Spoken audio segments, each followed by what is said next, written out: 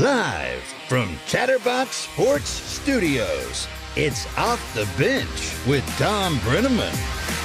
Good morning, and a pleasant good Tuesday morning to each and every one of you. A long holiday weekend. Remember those who serve this great country, the United States of America. Thanks for being with us and welcome to Off the Bench, presented by United Dairy Farmers. I'm Tom Brenneman. Casey, Paul, Jacob, how we doing, man? Fantastic. It's wedding week, Tom. It's nut cutting time. Like I said, that has factual connotations on multiple levels.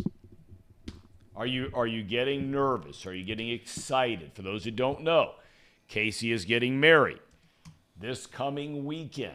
We've been talking a lot about it. And now here we are, Case. Thoughts? I'm not terribly nervous.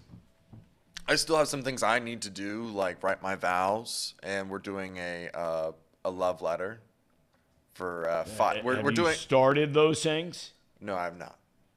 But I have a pretty good idea what I'm gonna write. Okay. But other than that, I think we've got everything squared away. All that's left to do is for the ladies to get their nails done and their hair did. And Okay, but that's out of your realm there. I mean, you have nothing to do with that. You might be paying for some of it, but you have nothing to do with it. Correct. So your primary focus as we sit here on a Monday, and those are big ones. The vows, the letter, what else? What's high priority for the next, let's just say 48 hours? Going to grab the tux for sure. I haven't grabbed it yet. Have you been fitted for it? Yes. Okay, so you already know where you're getting it, and you're good. Yeah, I mean, I just got to try it on and make sure it fits. Yeah, of course, you better do that. I've been to the Reds game a few times and had a couple of beers in me, so I might have, Might have beefed up? beefed up a little bit. I know the feeling. But other than that, I think I'm ready, Tom. I'm ready for this wedding, and I'm excited. Can't wait for everyone to come and enjoy it with me and on the special day. So, well, very, very special. Among the very most special. So we're excited. And Luke.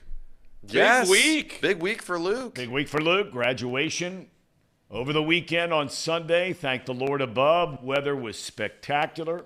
Outside right there at the Cusel Stadium at Marymount High. Perfect night. You're talking about maybe beefing up a little bit. I mean, it's a grad party seemingly morning, noon, and night every time you turn around. A lot of you know what I mean. You get a high school senior, and next thing you know, Thursday, Friday, Saturday. 2 or 3 on Saturday or Sunday. Next thing you know, you're 7, 8, 12 beers in, and there you are. Whew. Especially on a holiday weekend. Yeah. It's a lot going on. But gearing up for tomorrow night.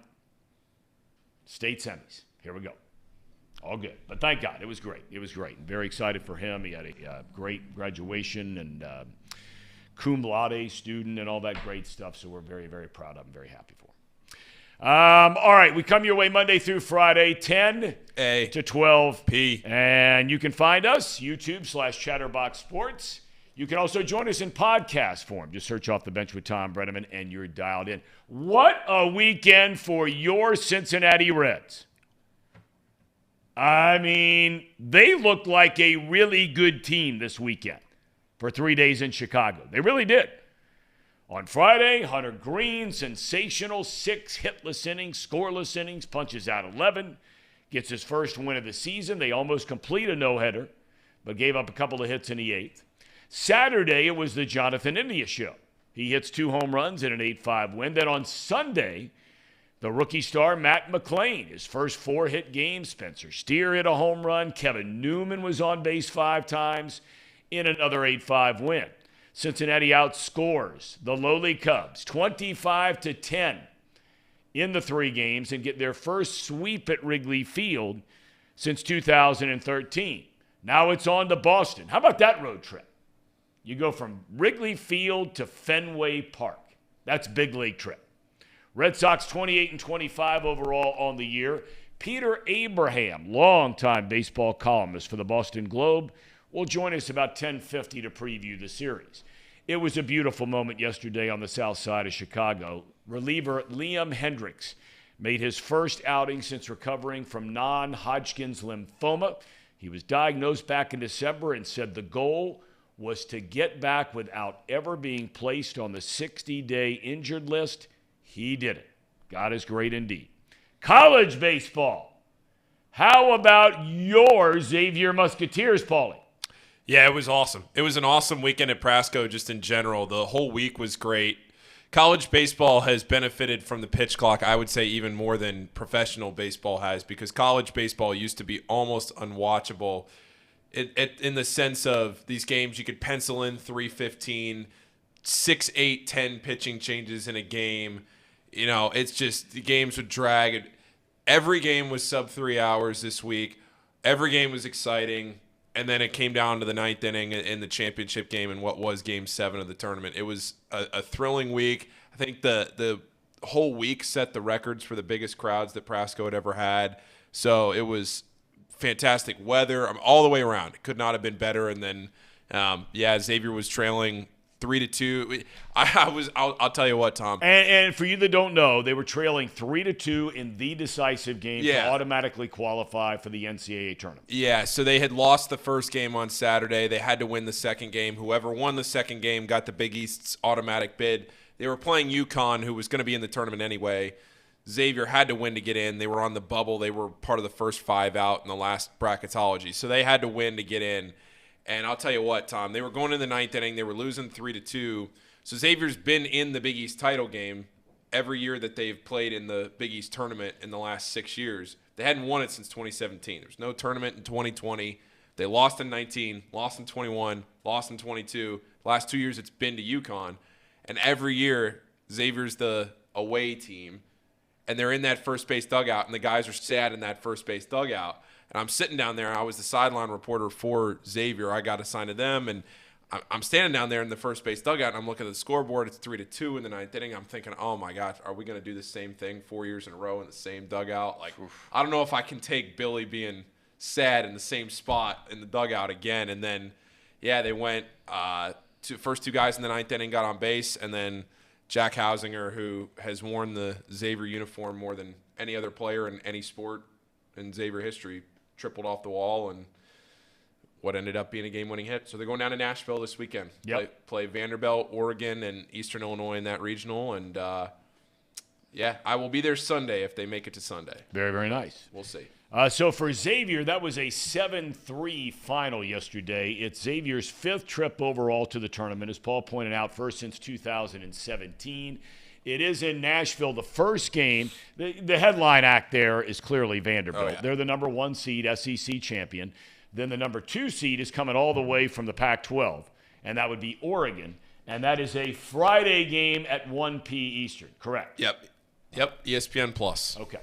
In basketball, an extraordinary Eastern Conference final. I mean, it had it all. You got a number 8 seed against a 2 seed.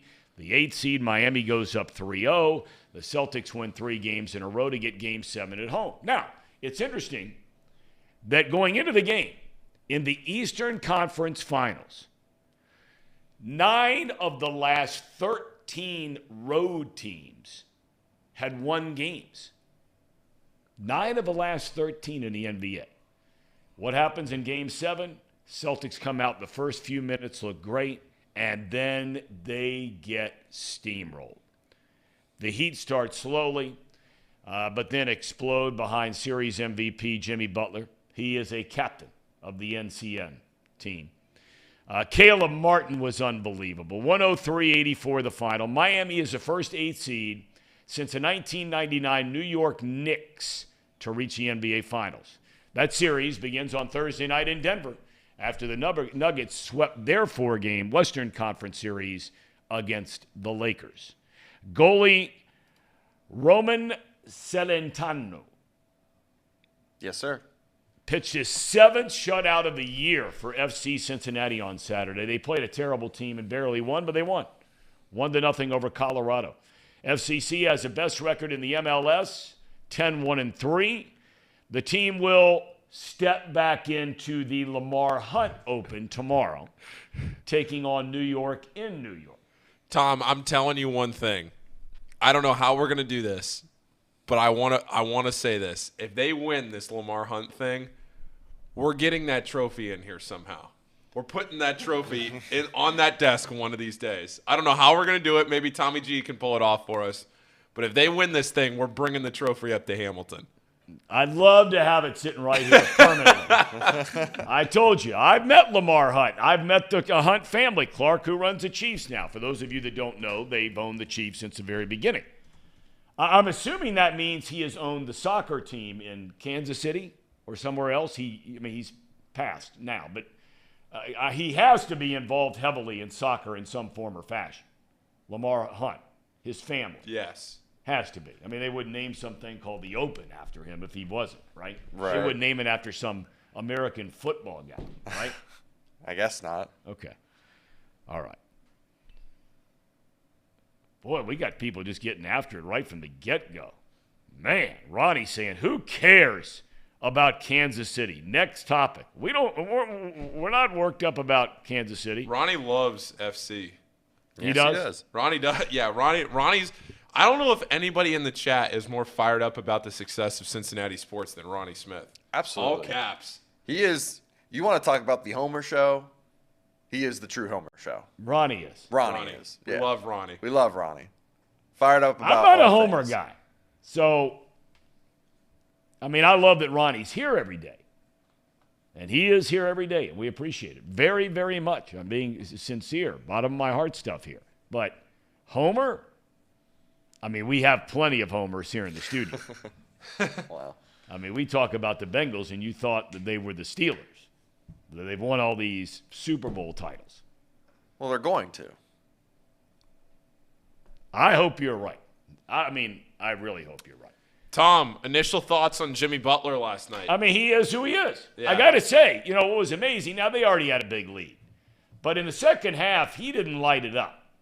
It was Martin who was lighting it up. That dude, and, you know, the commentators made the point. They said, you know, you might read tomorrow that where did Caleb Martin come from, but people who follow the Heat regularly, they know this guy's delivered the goods in a lot of games. He went over his point total in every game in the Eastern Conference Finals. Yeah, I mean, he's been unbelievable. Yeah. Taking every big shot, taking it to the rack, fadeaways, threes. Oh, yeah. But the bottom line is, you know, Butler, I mean, after they lost game one, we're all right. Or when it went to 3-1. Yeah. They lost game 5, 3-2. We're all right. 3-3. Right? And then they ran that clip from him a year ago, where this time next year, we're going to be right back here. And we're going to win it next year. Now, that's the kind of guy I want on my team. Yeah. Right? Right. I mean, that dude is a gamer. I'm all about Jimmy Buckets. Gamer. And his growing up story is one of the greatest stories of all time. Guy was living in his car for a while. I mean, it's an amazing journey, and good for him. So they'll play the finals. They're a big underdog in that one against the Denver Nuggets. All right, we're shifting gear to our good friend Scott Springer, who is on the UC beat on everything that is UC. All right, Scott, you tell me. Welcome to the show. Thanks for your time. You want to talk about the weird stuff or the good stuff first? We're going to get to it. Your show, wherever you want to go, I'll try to follow. I want to ask you about the weird stuff because this story that you followed up on, I think you pointed out to me. You said, look, I don't deserve the credit, meaning you. You said Pat Forty was originally the one who broke this story. Help me with this to make sure I've got this right. Okay, you've got a baseball coach at the University of Alabama who, through a friend or somebody in Cincinnati, is going to bet against his team to lose in a college baseball game against LSU.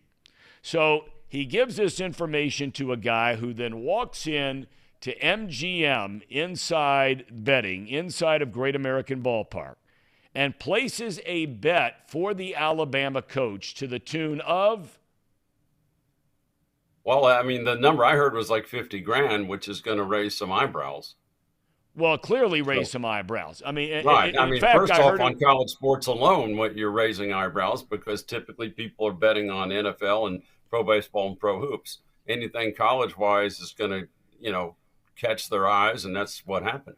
Well, so for those of you that haven't followed this story, it's an amazing story, and Scott did a beautiful job writing about it. So this bet is made from Great American Ballpark. Well, naturally, sirens are going off. Red flags are going off everywhere. The long and short of it is, correct me if I'm wrong here, Scott, is that the guy who made the bet for the Alabama baseball coach, they tracked down on his phone. They pinged the thing leading to the Alabama coach who's immediately fired.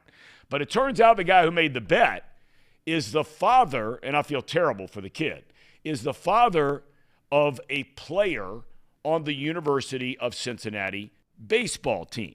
So what happens next?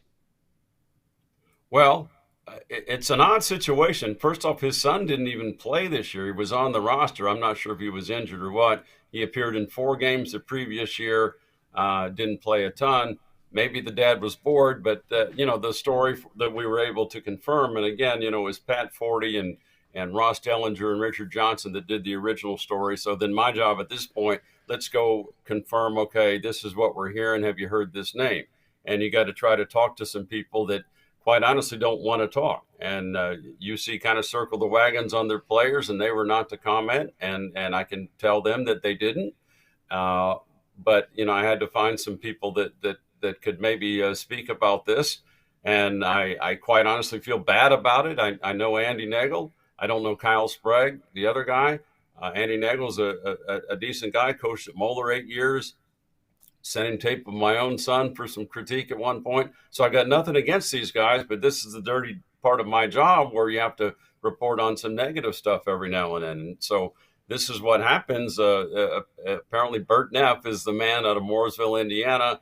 He works or has been connected with the Indiana Elite organization, baseball amateur organization. He sent a lot of kids to college campuses. So he has some connections in college baseball. And obviously one of them must be Brad Bohannon, because Brad Bohannon, when they, as the allegations go, when his number one is down with some back tightness, makes a call, and then there's a bet for LSU. It's not the smartest thing in the world. You would think a coach at Alabama would be well set and not need to wager for a living, but this is what we live in now with gambling. And, you guys are sponsored by Betfred. My own kids have DraftKings on their phones. You can sit and watch a game.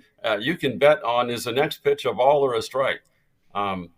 So we have this temptation around us, and there it is. Now, I don't know Mr. Neff. I don't know his son. The unfortunate thing with Andy Nagel and Kyle Sprague is apparently they had some knowledge of what was going on. What that is, I don't know. Was it a conversation? Was it just, maybe we're not going to say anything, but UC, I think, in a preliminary strike, let him go. You look at John Cunningham as an athletic director. He's an attorney. He comes from compliance. He's going to be proactive on any of this stuff. And I tell you, in the beginning, I had no idea these two things were connected. I thought it was pretty far-fetched when people said that. And then you do some homework and find out, okay, why did the Ohio Gaming Commission shut down activity on Alabama? The bet was placed at Great American. Why was it placed at Great American? Was it because no one's going to find out there? Who knows? But then it was also shut down in Indiana. Well, Mr. Neff is from Indiana. So then you have 2 red flags going on there. And then come to find out he's somewhat involved in the UC situation. Now, my sources say that Andy Nagel and Kyle Sprague did not bet on UC games. So the betting angle for them is not that they were involved. It appears to be that they had knowledge of what was going on and therefore were let go. I'm just having a hard time, Scott. I mean, look.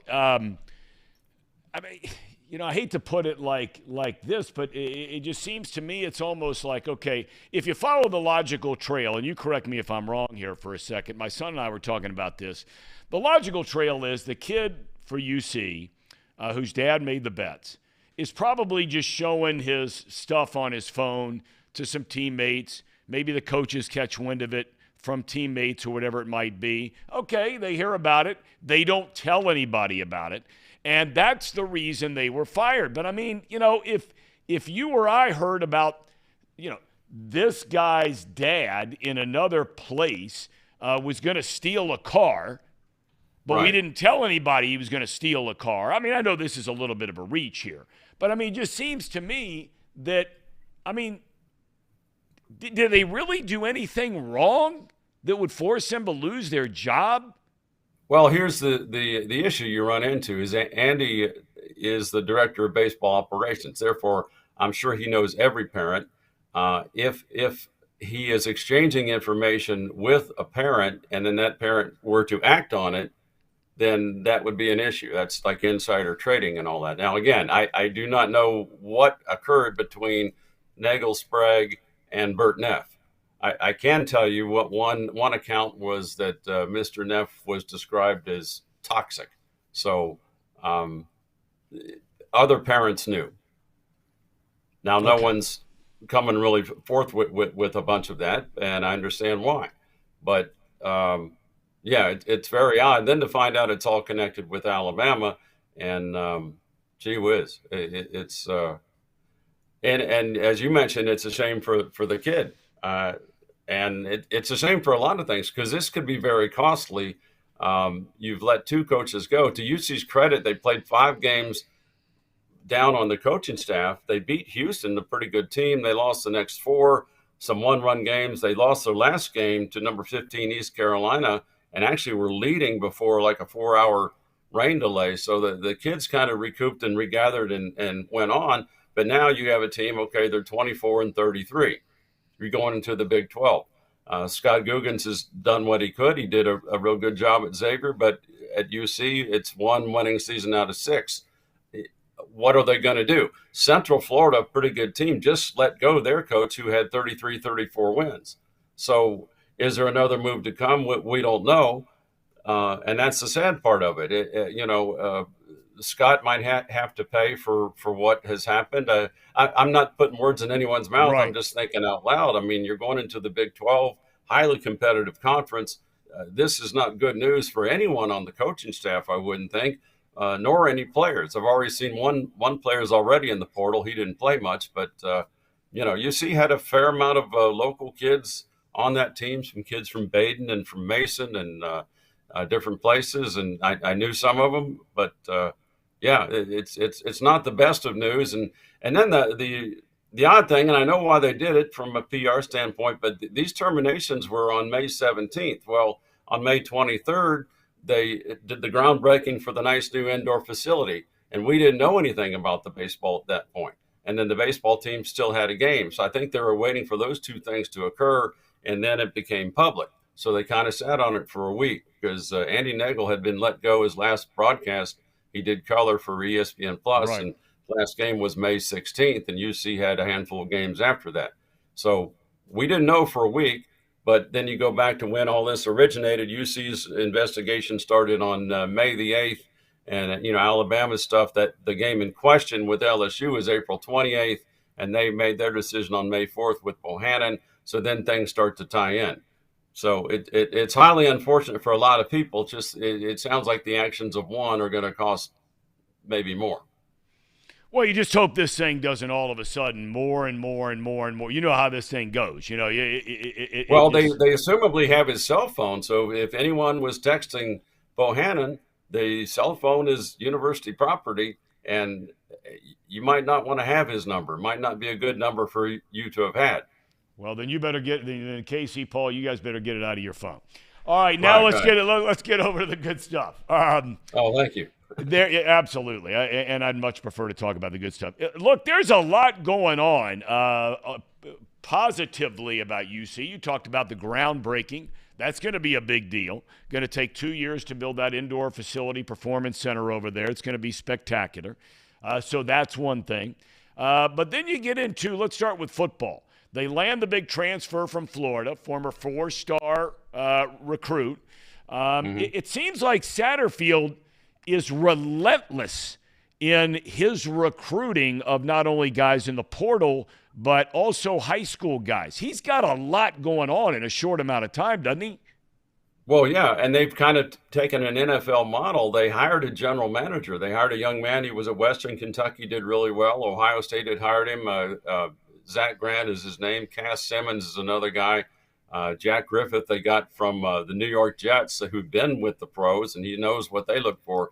And I don't want to – they have a ton of staff, so my apologies to any of y'all that I'm leaving your names out. But they've done a dynamite job, and so – it used to be the coaches had to do all this. Well, now you have a personnel staff. Remember for years people would say, well, why don't the Bengals have a personnel staff? And that has grown over the years and helped out. But UC, I've never seen anything like it where they have that many people focused on transfer portal, looking at tape, visits, all that. It's a machine.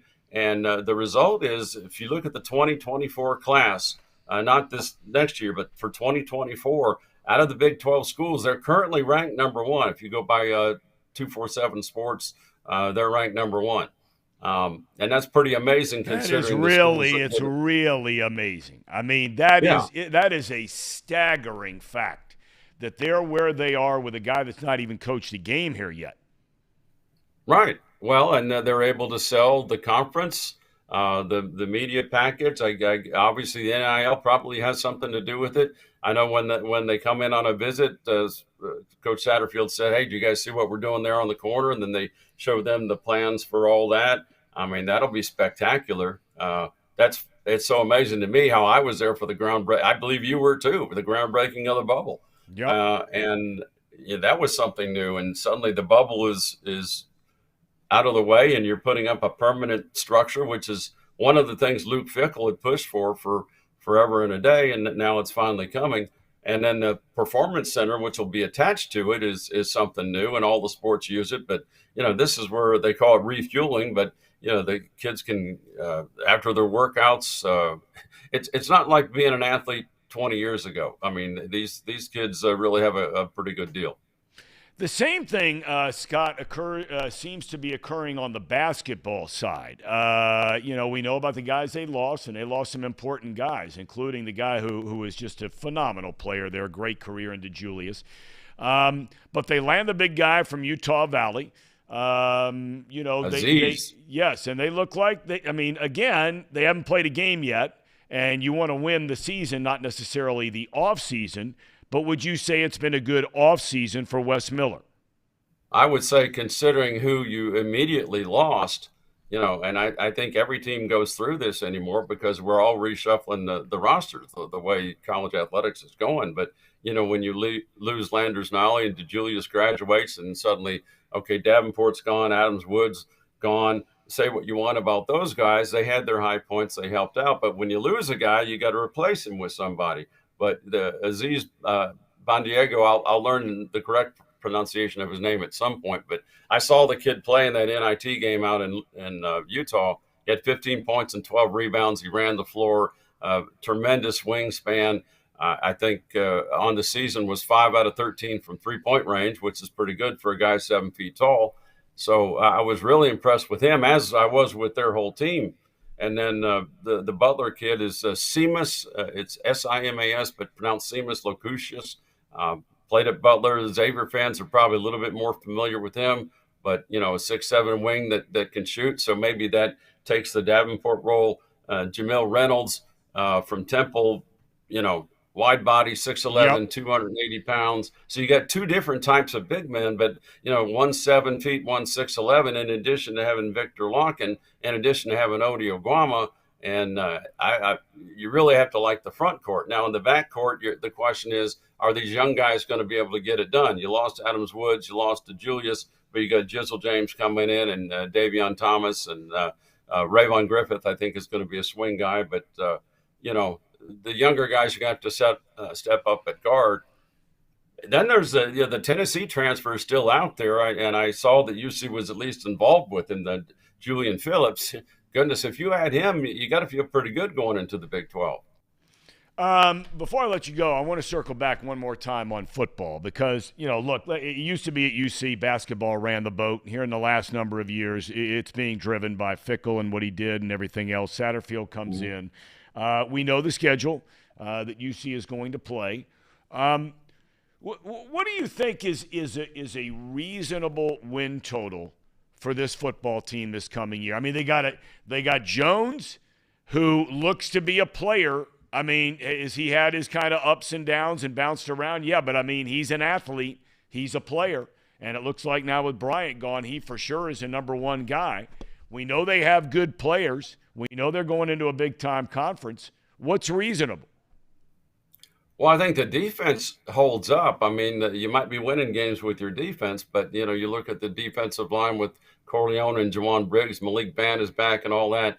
So you ought to be able to hold some teams down. It's like, okay, now can you score? Emory Jones Jr. looked pretty decent during the spring game, probably the best he looked all spring.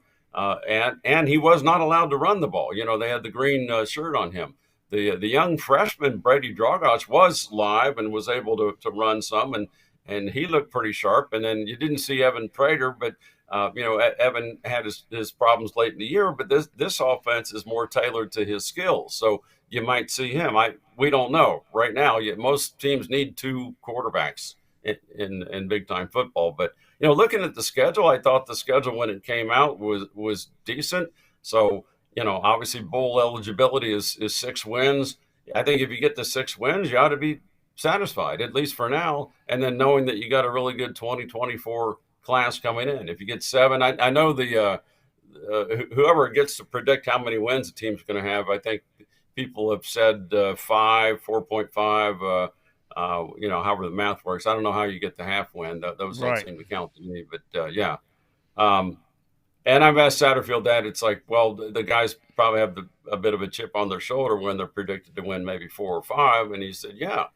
And, you've brought in some junior college guys have been at decent programs. You got, 4 Gators now, Jordan Young and defensive backfield, DJ Taylor, Emory at quarterback, and now the new receiver, Xavier Henderson.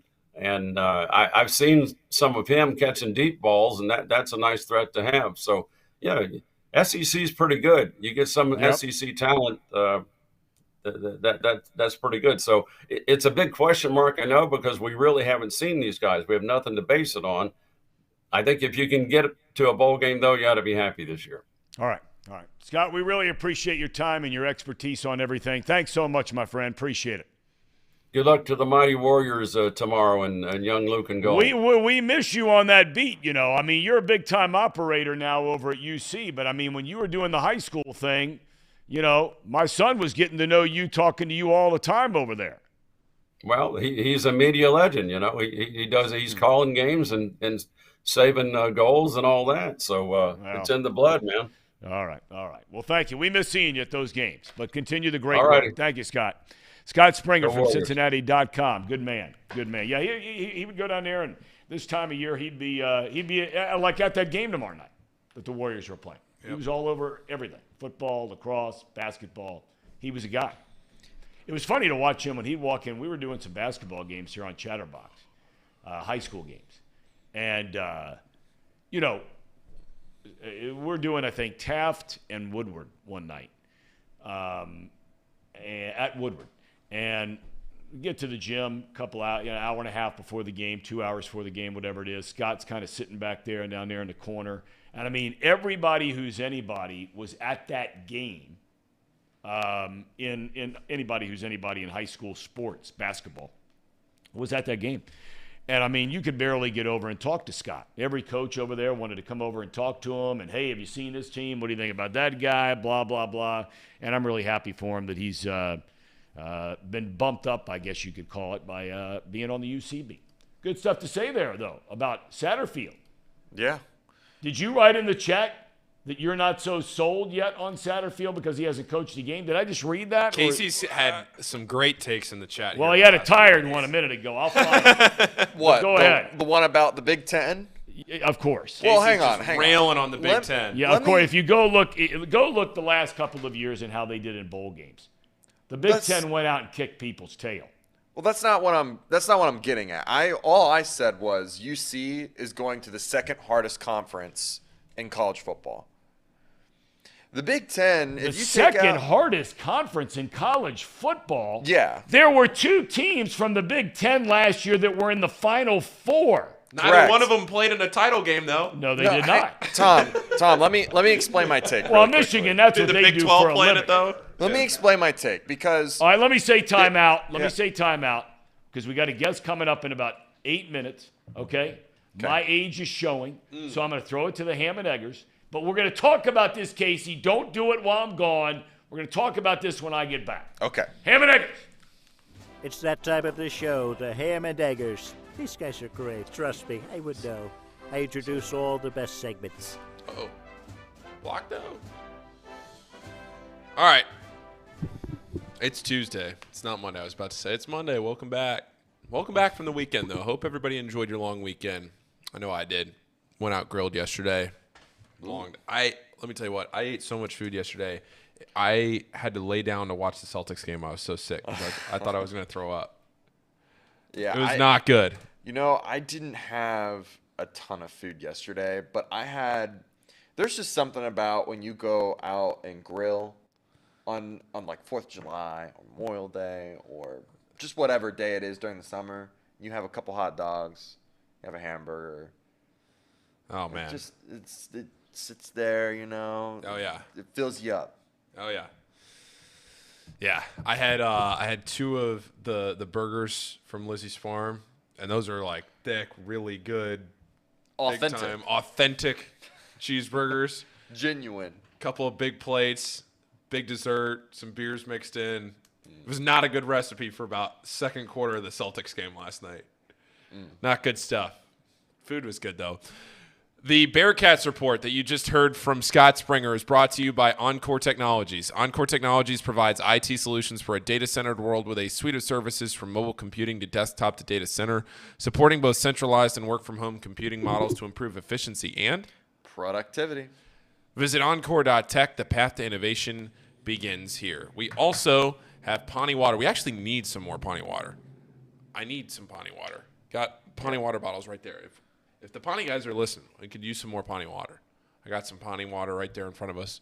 But we're running low on our Pawnee supply. Yeah, we are. We need some more.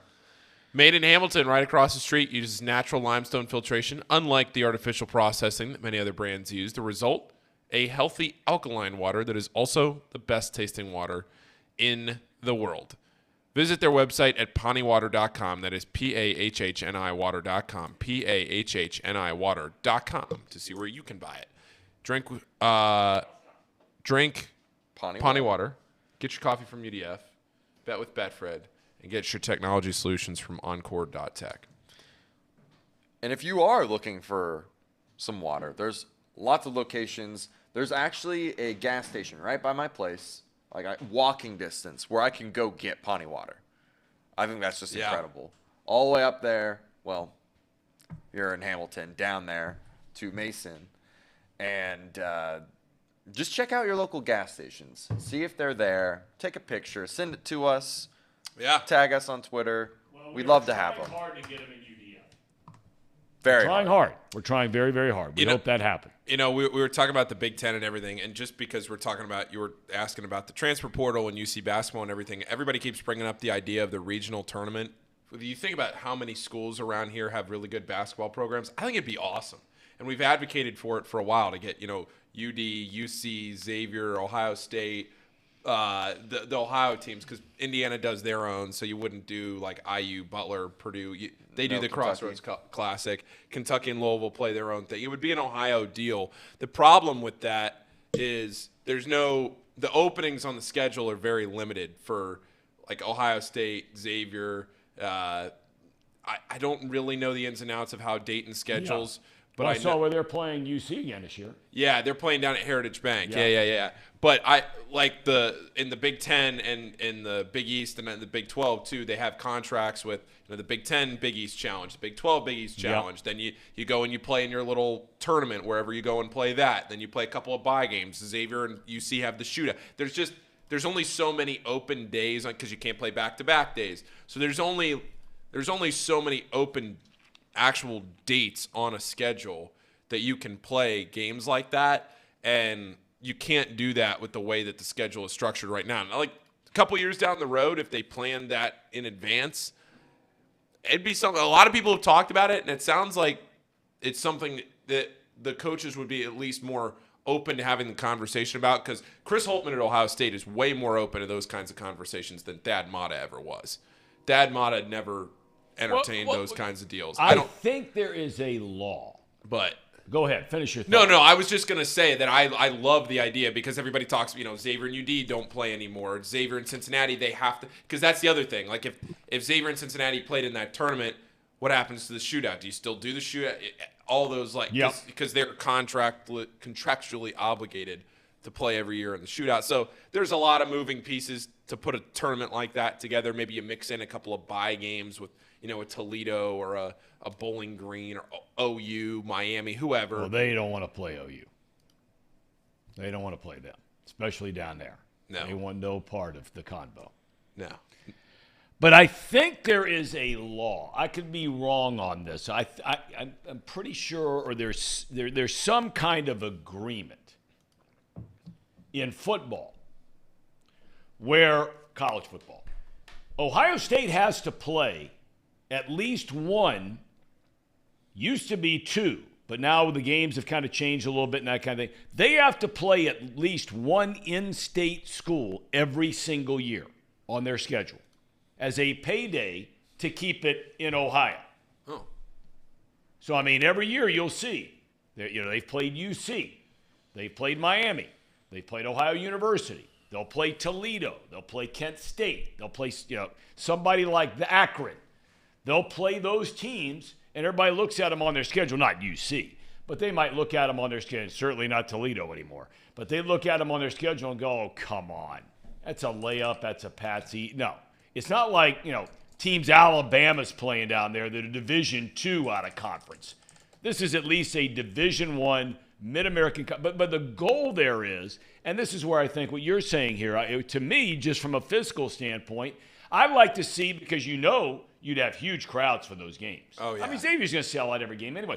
But you could sell out Heritage Bank Arena when UC plays Dayton.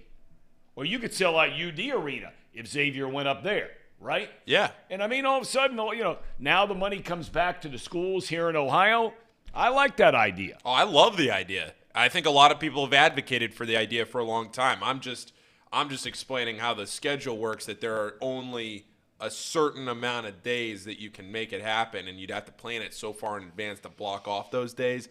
It's not just, because college basketball, the schedule is a whole lot more flexible in the sense of the schedules. Football, we know in 2032 who these guys are going to play. That's right. Basketball, you don't have the whole schedule filled out until August or September of that year to a certain point. You don't find out your conference schedule till around Labor Day. So there's a little more flexibility there, but it's just finding open dates on 4 high major schedules, or 3 in UD. But even UD getting down to play in UC, that's things that you can make happen. It just would take a long planning process. Ronnie says Dayton should be in the Big East. You buy that? No, that won't happen just because of the market. You look at some of these other teams that have advocated to get into the Big East, and Dayton, school-wise, I guess, does kind of fit the Big East model. The Catholic school with a good basketball program that doesn't have a high major football program. But between Xavier and UD, Xavier was the one that got the Big East bid, and that would be 2 competing markets. I can't imagine the Big East schools would approve that. I don't think the Big East is looking to expand. Like, VCU has gotten brought up before. Dayton obviously gets brought up all the time. I think if you're looking to expand in the Big East, you're looking at a school like Gonzaga if they could ever figure out how to make that work. Boy, they fit right into that Big East. Well, Gonzaga. Right around the corner from Connecticut there. Yeah. And then who knows if Connecticut leaves. Connecticut going to the Big 12. That's supposedly right around the corner. So we'll see. Don't know. Yeah, because UConn is, they haven't had the level of success, but they're pouring money into the football thing. Jim Moore, I think, is their coach. He is. Yeah. Yep. Yeah, and that guy's a good football coach. There's no doubt about it. And so they're pouring. Look, at the end of the day, it's where the money is. If you play big-time football, man, cash is the king. And you get in those deals with those leagues. There was an article written over the weekend by Scott Springer. I should ask him about it. About the amount of money that is now going to come into the coffers at UC by this move going to the Big 12. Billions of dollars we're talking about over the course of many, many years. But this is a huge deal. And where all this conference stuff is going, we got to find somebody out there who really knows what they're talking about when it comes to this, sort of looking into a crystal ball of where all of this madness ends up. Clemson, for example, keeps saying, no way we're leaving the ACC. Well, then all of a sudden that story comes out about a week and a half ago that some of these schools like North Carolina and Virginia that would have big appeal in both football and basketball. Academically, they fit in very, very well with the Big Ten. That's kind of where they are. You know what I mean? Their academics are really good. They have all the stuff, right? They got the medical schools and the law schools. They're not as big as Ohio State and Penn State and some of these places in Michigan. But that's big-time appeal now. Where do you stand, Tom, on the idea of conference-less college sports? Because it almost feels like that's where we're headed 10 years down the line, to where, at least in football, it's just going to be everybody playing anybody, and you might have some regional matchups here and there, but these conferences are going to get swallowed up. If you look at the Big Ten going out to USC, UCLA, SEC just keeps expanding. They're bringing in Texas and Oklahoma. At what point here in 10 or 15 years are we just going to be saying the schedule is what it is and you're not playing in a conference because the conferences are – it's almost like an Eastern and a Western conference in professional sports. Well, I think for the superpowers is where you're going to see all that kind of thing, right? I still think like the Mid-American Conference is still a rock-solid conference. They really are. And look, none of their teams are getting recruited to the Big Ten or the SEC or fill in the blank. I mean, so like there are some other smaller ones around that are gonna survive. Big East basketball is going to survive. They might even add teams to it. Yes, they could lose to UConn, but maybe they've been in and out before, and then you pick up somebody else, and okay, you're still good Big East basketball. I don't see UConn the way this is trending. I don't think UConn will be in the Big East in 5 years. Yeah, well, because of football. Yeah, exclusively because of football. Yeah, there's more to it than football, but yeah. But that's a big part. That is a big part of it. Okay. Okay. Because they want to get to a point where, they're playing a schedule of, they're playing Ohio State. They're playing Michigan, right? Yeah. Those kinds of teams. Basketball, they're playing, in the Big Ten, playing the Michigan States and all that. Now, is that any better basketball than the Big East? Who knows? Flip a coin.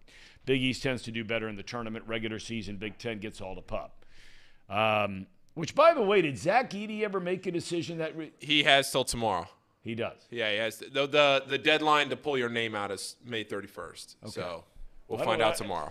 And as we know, Xavier is playing Purdue this year in West Lafayette.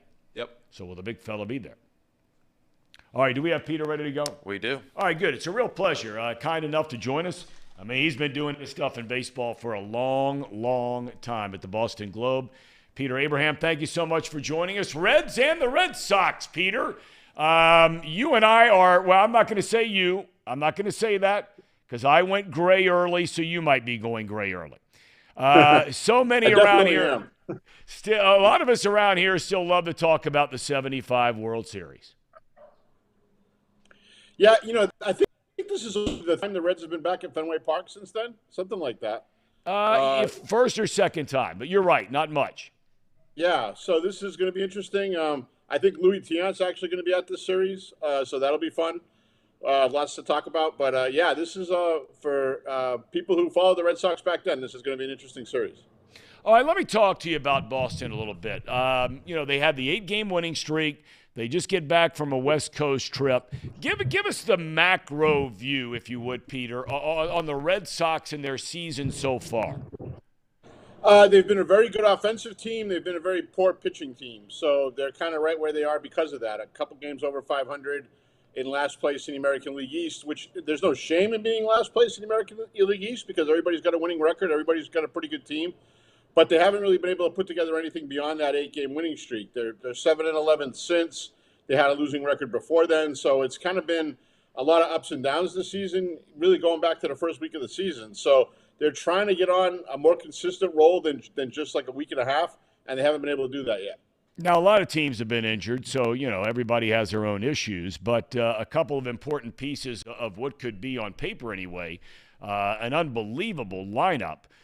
Let's start with Adam Duvall, because a lot of us around here just think the world of this guy. He's from the road, down the road in Louisville, Kentucky. Started his major league career here and has since gone on. Now, he's on the comeback trail back relatively soon, right? Actually, today is the day he starts his rehab assignment, and he's not eligible to come off the 60-day June 9th. So the rehab assignment will take a little bit of time. He's going to be with their AAA team tonight, probably as a DH. They'll work his way back into the field. And the hope is, and his goal is, to come back on the first day he's eligible. And that would be a huge lift to this lineup. He had a OPS over 1,000 when he got injured, playing very well in center field, doing all the things they hoped he was going to do. And they've been able to score runs without him, but with him, they're obviously a much better team. And the same thing for Trevor Story. Now, he's going to be a little bit longer coming back, right? Yeah, he had a modified Tommy John surgery back in December after they made a bunch of decisions, including not bringing Xander Bogaerts back. So that was a big setback for them. He's on the 60-day IL. He just got back to Florida to start building up with the hopes of coming back around maybe the first week of July, maybe the All-Star break, somewhere in there. He hasn't started playing any games yet. It's just the typical building up stuff that they do after Tommy John. So they need him to come back and be able to play shortstop because they're okay at second base. So it's going to be another one of these things where they need to make sure he's fully healthy before they can bring him back. Peter, help me a little bit here and our audience on really what is going on compared to what was going on. The Theo Epstein days were there. They've been gone a long time. The Terry Francona days, they've been gone for a long time. Normally, it was Boston among a handful of teams going out and buying guys if they could get them and get them to come to Boston. Now they're letting some guys leave, and I'm not saying whether it's good or bad. You would know a heck of a lot more about it than I do. Where are they, in your opinion, with what they're trying to do? Well, what they had done for a long time, and pretty successfully, given the 4 World Series, was every year it was, World Series or bust. We have to put together the best team we can and pursue winning the World Series basically at all expense. They always had very high payrolls.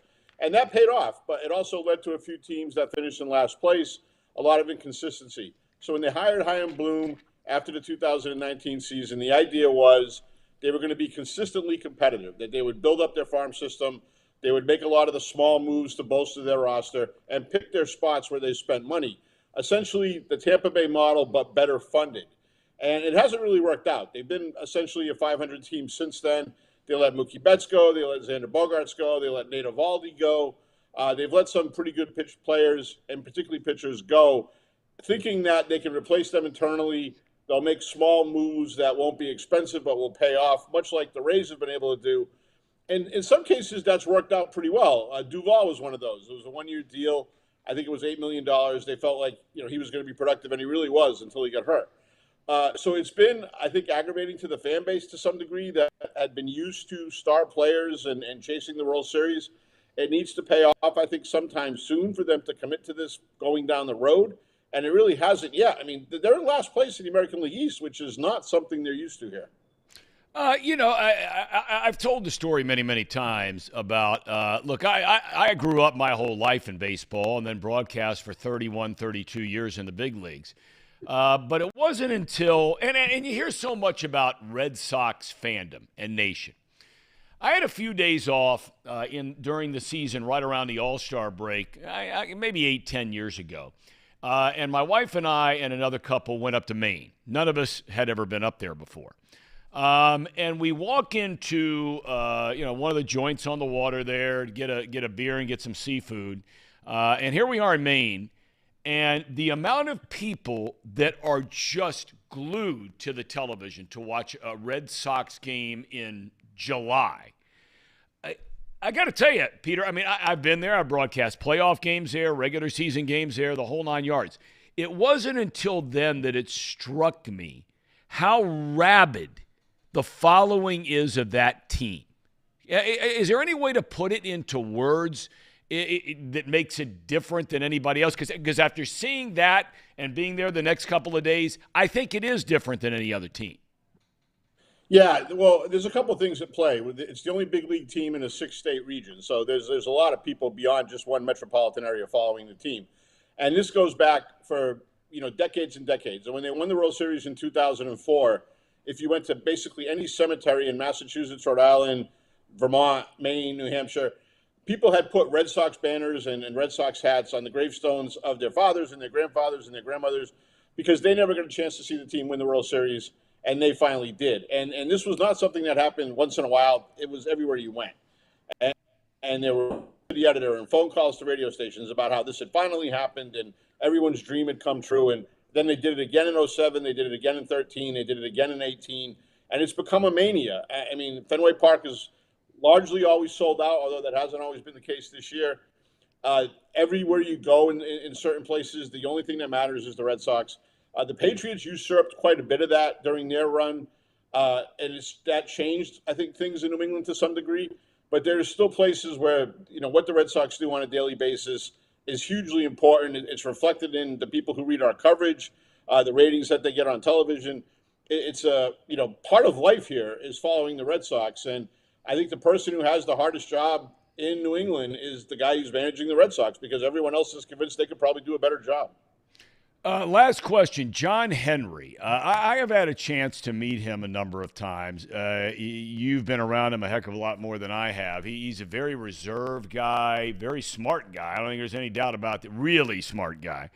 But I thought you were going to say when you said the hardest job in New England or Boston might be the owner of the Boston Red Sox because of that. Well, that's the most criticized job in Boston. Sure. I mean, he's been under the heat, right? Yeah, it's, when they first bought the team, he was somebody who came from out of town, so there were some suspicions there. When they won the World Series, he became a savior, the guy who finally snapped the Babe Ruth curse. In the years since, he's purchased other things. He now owns the Liverpool soccer team in England. He owns the stock car racing team. He owns the Pittsburgh Penguins, Boston Globe, where I work.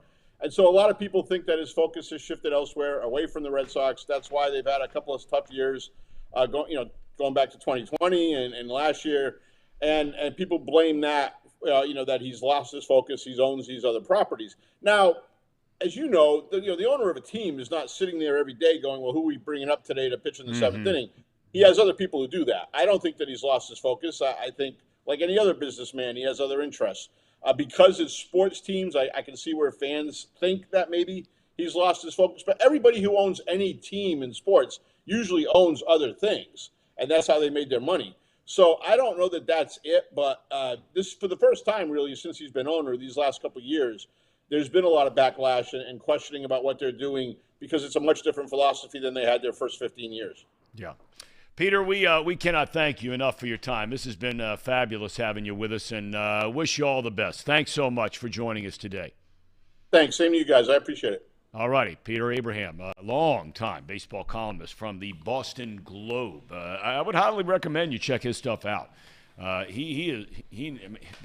telling you,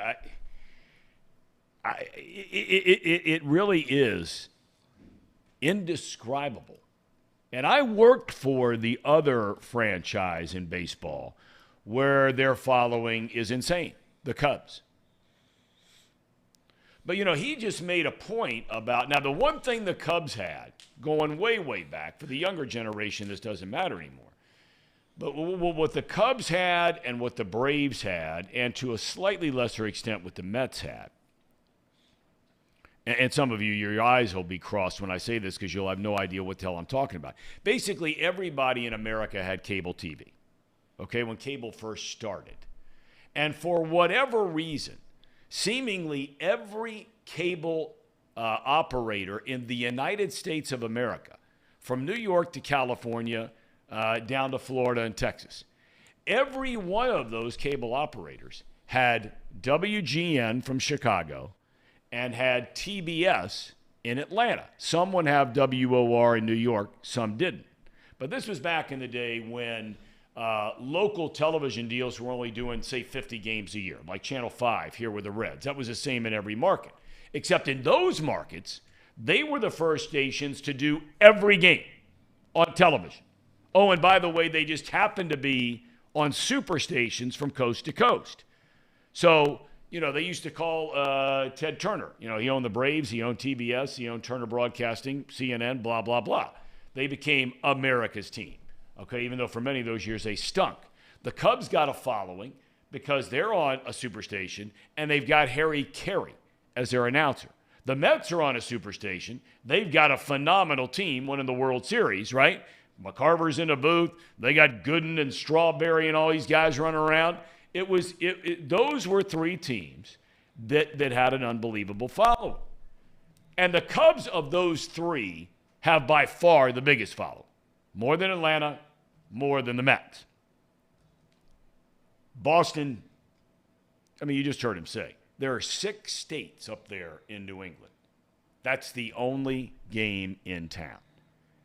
And to see it just kind of like we did, my wife and I and Pat and Eddie Shepard, we walk in this place late in the afternoon. Red Sox game is on. And it wasn't like a bunch of people where you can go into a lot of bars in this town and you won't even see the Reds game on. Nope. It's blown me away how frequently that happens now. There is no way in a 6-state region, including every bar in Boston, if the Red Sox are playing and they have a television in that establishment, that game is on the Red Sox. It's amazing. It is unbelievable. What's also, go ahead, Paul. Well, I was going to say it's also amazing in Boston how little they care about collegiate sports and how much they care about professional sports. We talk a lot about the different regions of the country and who cares more about what, whether it's high school or college or professional or whatever it is. Out there in Boston, it is all professional sports. Nobody goes to Boston college games. It is all professional. They care about hockey. College hockey out there is big. Boston University, and the rest, but it's all professional, and it's really it's the Red Sox, it's the Bruins, it's the Patriots, it's the Celtics. It's all they care about. They've had their a long stint of success in Boston, that's for sure. After being a long time where they weren't. That John Henry's an interesting guy, man. Like I said, I've had a chance to be around him a little bit. Small town, made $1 gazillion, really smart dude. Interesting guy to talk to. All right, let's see. Anybody in the chat? Anything interesting? Reed Mouse is getting killed, as you would expect. And you're even piling on. Me? Haven't you piled on Reed a little bit? For his Cubs? Boy, how bad are the Cubs? Seriously, how bad are they? They're not good, Tom. Holy Moses. Now, look, at the end of the day, maybe their record ends up being better than the Reds when all is said and done. I don't know. You don't know. Nobody knows. But gosh, watching them this weekend, they stink. They're not good. The NL Central just stinks in general, Tom. They legitimately could have a chance to win it. Like, they're only back 4 games. Milwaukee is slowly declined. Pittsburgh really declined. They started, what you said, 20-6 to start the season. Now they're 26-27. They're below 500. It's incredible. I don't know if we've ever seen a winner in a division that was below 500, if that's even possible. But man, this year, that is a very real possibility. Yeah, we might see it this year. Might see it. And then there's the Pirates. Will they start 20-6? Yeah. They're going to go – they're 26-27 right now. Yeah, I mean – at what point do we head on over to our good friends and have a little sit-down conversation with Fred about the Reds winning the NL Central? Listen, according to our ticker, it was plus 8,000. 8,000? To win the NL Central. I mean, I think that's worth I'm going to put – oh, wait a minute. Nick Kirby says Betfred dropped the Reds' NL Central odds from plus 8,000 to now plus 4,200. Oh. Okay. They caught on. I was going to say, Tell you what, still a damn good bet. if it's 8,000, I was going to put $50 on that. No doubt. I mean, still, 4,200 is not. No, I mean, I'm not complaining about $2,100. It's not $4,000, but. No, it's not, but. Nick Kirby is going to join us on Thursday. And look, we're going to get into this whole thing because, look, we're the only guys in town. And listen, I listen to a lot of talk radio. We're the only guys in town on the show that have been laying out to all of you from the very beginning. This isn't patting ourselves on the back, but we've been paying attention to these players the Reds made in all these deals, right? Who they brought in from Minnesota, who they brought in from Seattle, who they've been drafting, who they've been signing. What positions do they play? What positions are they good at? Which positions are they not good at defensively? What would be the long-term play for Steer, Encarnacion Strand, India, Cruz, McLean, Marte, all these guys. Nick Kirby's all over this stuff. He's going to join us on Thursday. See, Trent Rosecrans in The Athletic writes about it at length today. Talking about Jonathan India specifically. And we have talked a lot about Jonathan India on this show. He is having a heck of a year. Offensively, he is really having a good year. He's getting on base. He's hitting the ball. Yeah, hit a couple of home runs on Saturday, but that's not his game. But he's still going to be a 12 to 17 or 18 home run guy for you, but he's getting on base. He's stealing bases. They're running the bases aggressively, which has been fun to watch. But it just threw out, the whole thing about Jonathan India because apparently the drum is beating on Ellie De La Cruz. Right? Yep. It's right around the corner. Well, I mean, you get that feeling. There's momentum there. I don't know if that's a real feeling inside the baseball operations offices at Great American Ballpark or not. I mean, they're clearly paying attention to his every move. When they bring him up this year to AAA, he's striking out a lot, striking out a ton. But now all of a sudden, the last 22 games, knocking the cover off the ball. He's only averaging a strikeout a game. He was averaging about 2 a game. He's walking a lot more than he was, so they wanted to see that improve. They wanted to see his plate discipline improve. He hits the ball harder on that exit velocity stuff, apparently, than anybody else in the game. He can run as fast as anybody in the game. He's as athletic as anybody in the game. ESPN just named him the #1 overall prospect in Major League Baseball. Not the Reds overall, the overall. So now he's tearing it up. Teams out of town. They were in Chicago. Now they're going to Boston. If they bring him up, and this is what C. Trent Rosecrans was writing about, but we've been talking about this on this program for weeks. Weeks. We've been wondering, what are they going to do? If you buy into this whole thing about, maximizing the value of players, and if you feel like you want to move players, would now be the ideal time to bring up De La Cruz and trade Jonathan India. Now, there are a lot of people that go ballistic when you bring this up. But this is one of the things you have to start thinking about. At AAA this year, when McLean would play shortstop, De La Cruz would go to third. When De La Cruz would play shortstop, McLean would go to second. McLean is unquestionably a better defensive player than Jonathan India. And I think everybody would agree, at least early on, and I was lecturing Casey earlier today, don't get too excited. Let's give it time. But you're seeing signs that McLean, do you think he has a chance to be a better offensive player than India? Do you think he does? Okay, that's one question. We know he'd be better on defense. Okay, now you go to third. Well, you had Steer there. He was starting to play well at third, but they moved him over to first, where he's playing first a lot. You have Stevenson, who, has been the DH or first baseman more than he's been a catcher. You have this Marte kid coming up who's tearing it up at Double-A. He's a third baseman. You've got Encarnacion Strand, who everybody across the board agrees is a DH.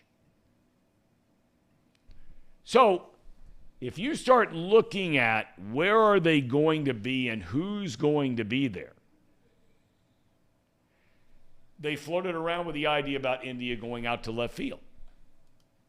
But then people say, well, they got guys out there that, are better defenders.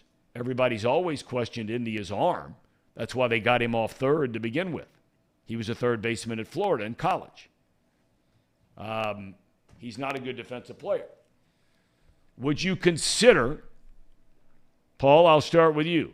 Would you consider, and I'm not throwing in a towel yet on Barrero as being a regular somewhere on this team down the road. I'm not. They've moved him into the outfield a little bit. A lot of people are down on him. Ronnie says Barrero stinks. I thought you said Ronnie was a homer. He is a homer. All right. Well, he just said Barrero stinks. So,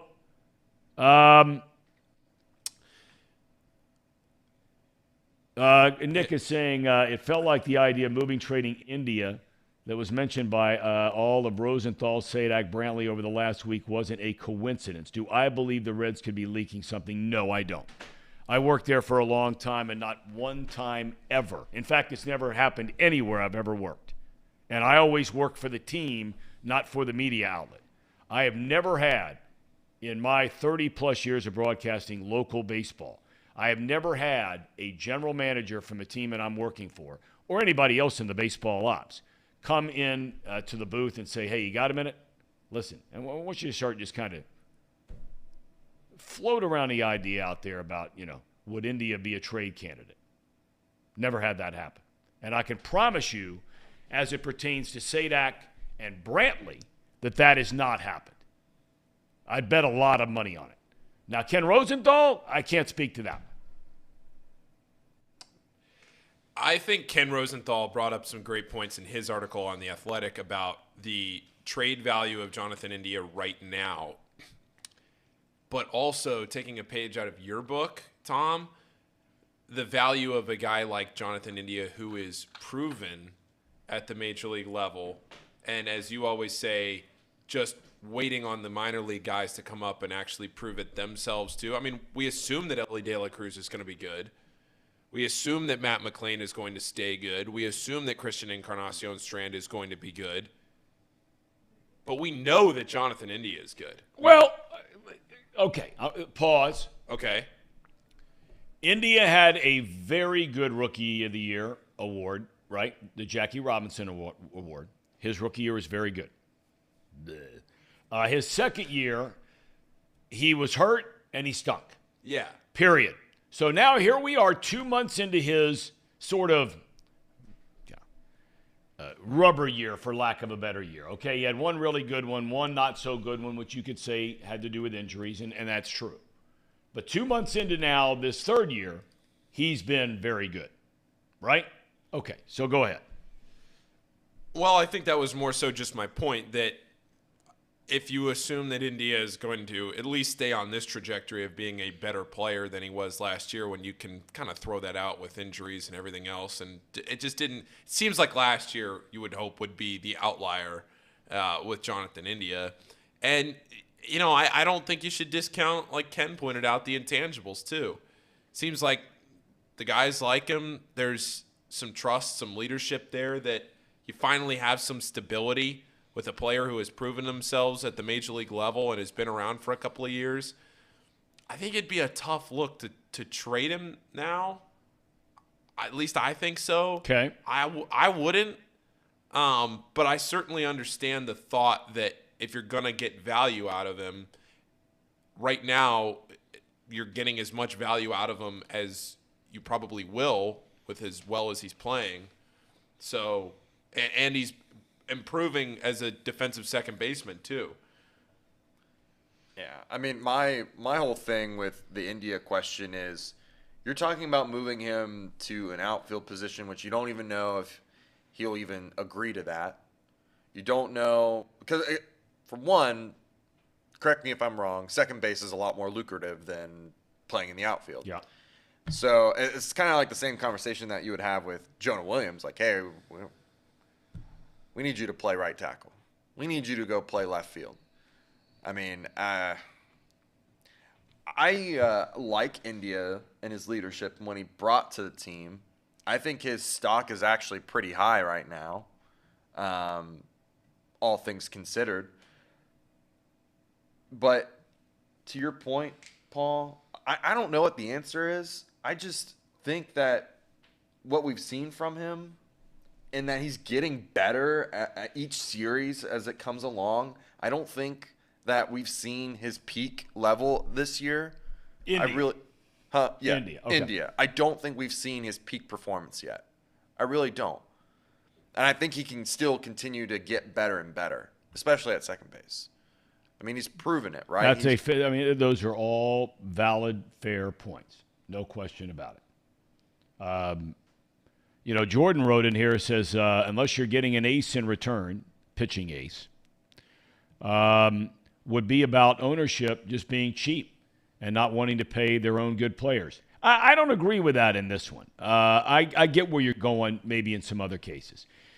Jonathan India, it'll be his first year of arbitration. He's gonna get a huge jump in salary if he keeps playing like he's playing. But it's not going to be one of these earth-shattering deals where he jumps up to 12, 14, 15, 18. That's not going to happen.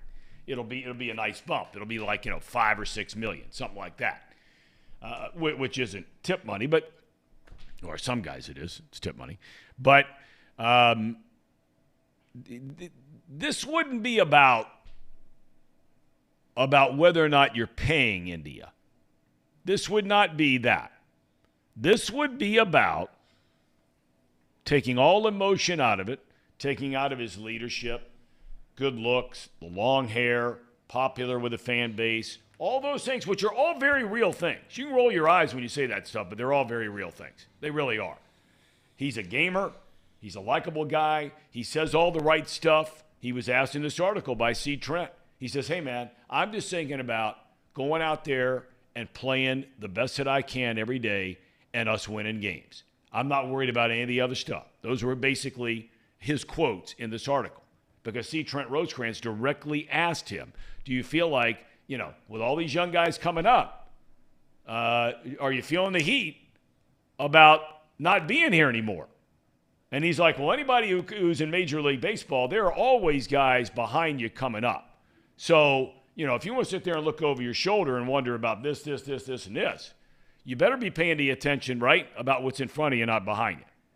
And you just got to go out and keep grinding and keep playing. And he's that guy. I mean, a lot of people can say Votto is still the leader of the team.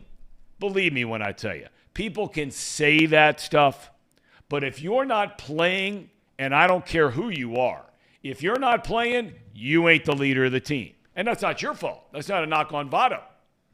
The guys in the clubhouse are around the guys in the clubhouse who are playing, who are putting on their uniforms, and they're going out and busting their tail, whether that's leading by example, or vocally, a combination of the two. I mean, there's no doubt that the guys are around Votto a lot when the team is home. He's not traveling with the team. India's the guy that's there. And clearly people, have bought into India's being, right now, the leader of the franchise. But do you maximize your trading value right now of moving India? I would not. I would not trade him. Well, if you're going to, then now's a great time, right? Now would be the time to do it, but I would not do it. I would keep him around. I would keep him on the team. I think he's valuable enough to this team. You finally have somebody good that you've developed here. I would not trade him. That's my opinion. I'll stick to that. Yeah. I mean, unless it becomes abundantly clear that he has no position and they want to entrust the team to all of these minor league guys, but I still think you need a little stability. I'm sticking with him. Yeah, I mean, I foresee some sort of issue with India.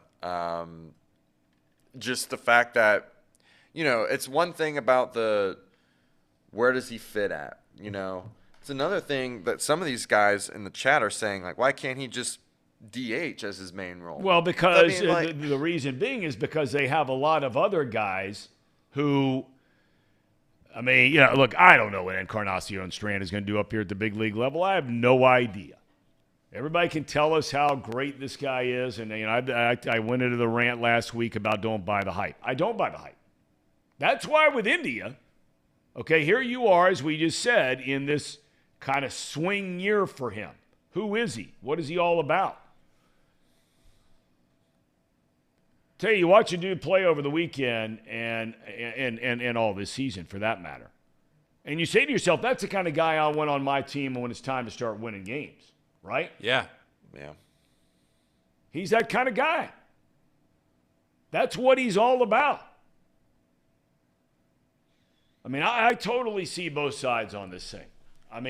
I would keep him, but I'd have to have a long conversation with him. And I said this as well. I said it a month and a half ago. I don't know if he did it. I don't know. I don't know if he was asked to do it. But knowing what you knew in February about your minor league prospects, knowing what you knew,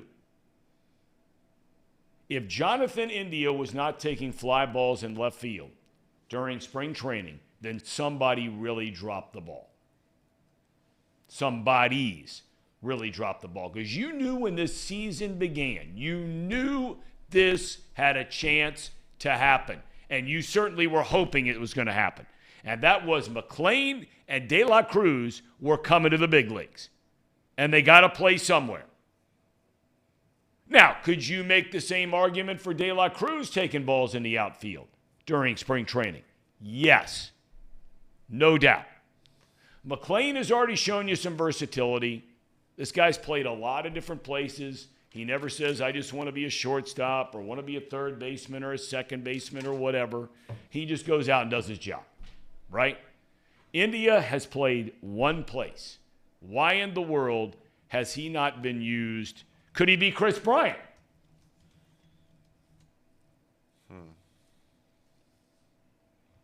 Now, Bryant was the most successful. Ben Zobrist played more positions.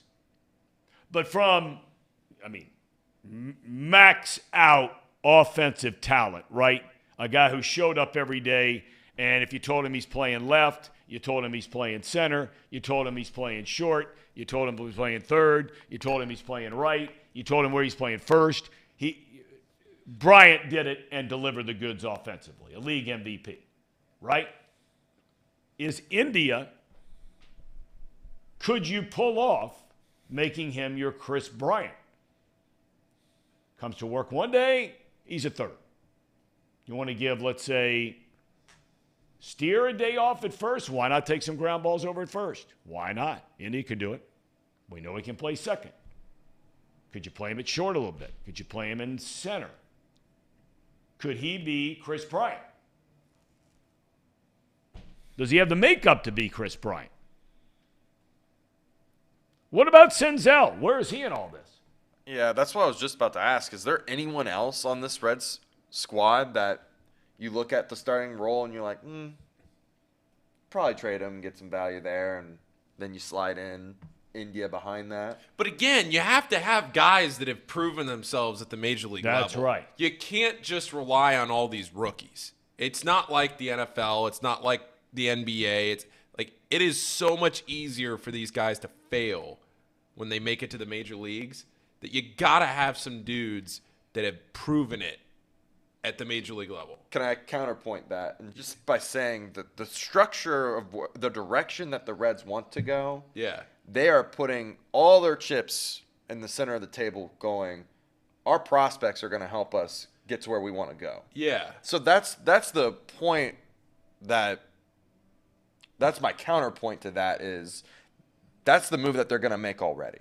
Like they've already decided like, hey, the way that we're going to build our championship roster is through our prospects. Yeah. Ellie De La Cruz being the number one prospect in MLB.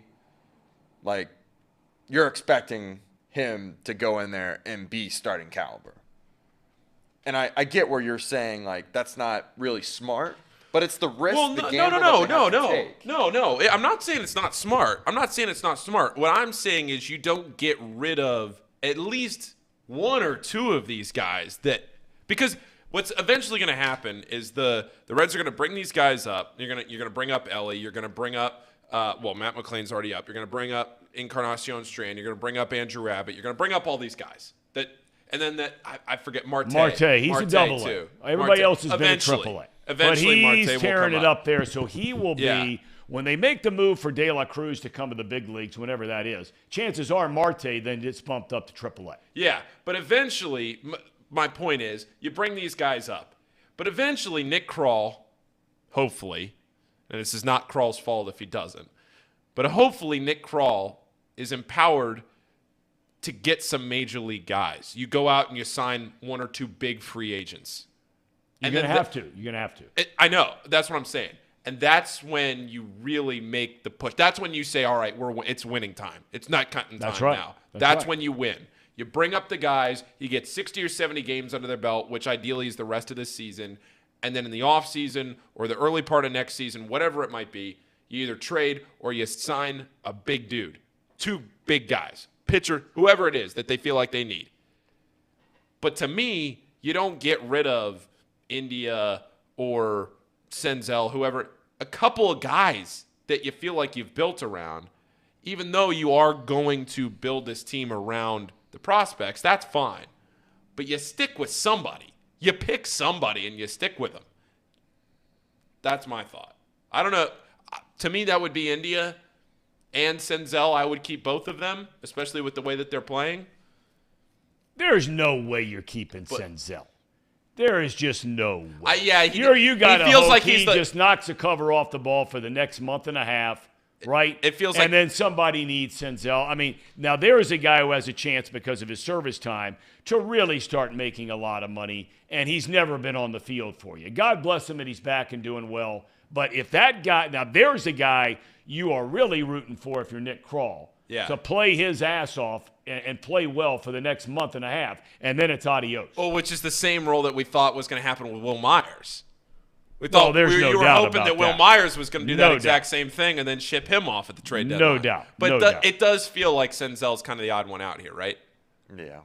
Kind of feels like he's the odd one out. Well, maybe. For sure. Just because, I mean, of what he's done, sadly, his career has been marred by very serious stuff and some, just nicks and bumps and bruises stuff.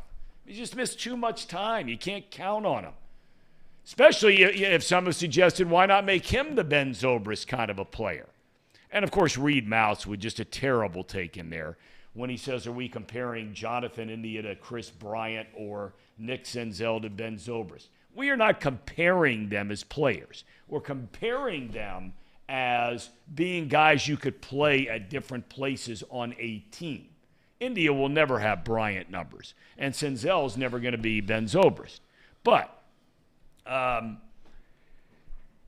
that is not what I said, that they were going to be players like those guys. Not at all. Not what I said.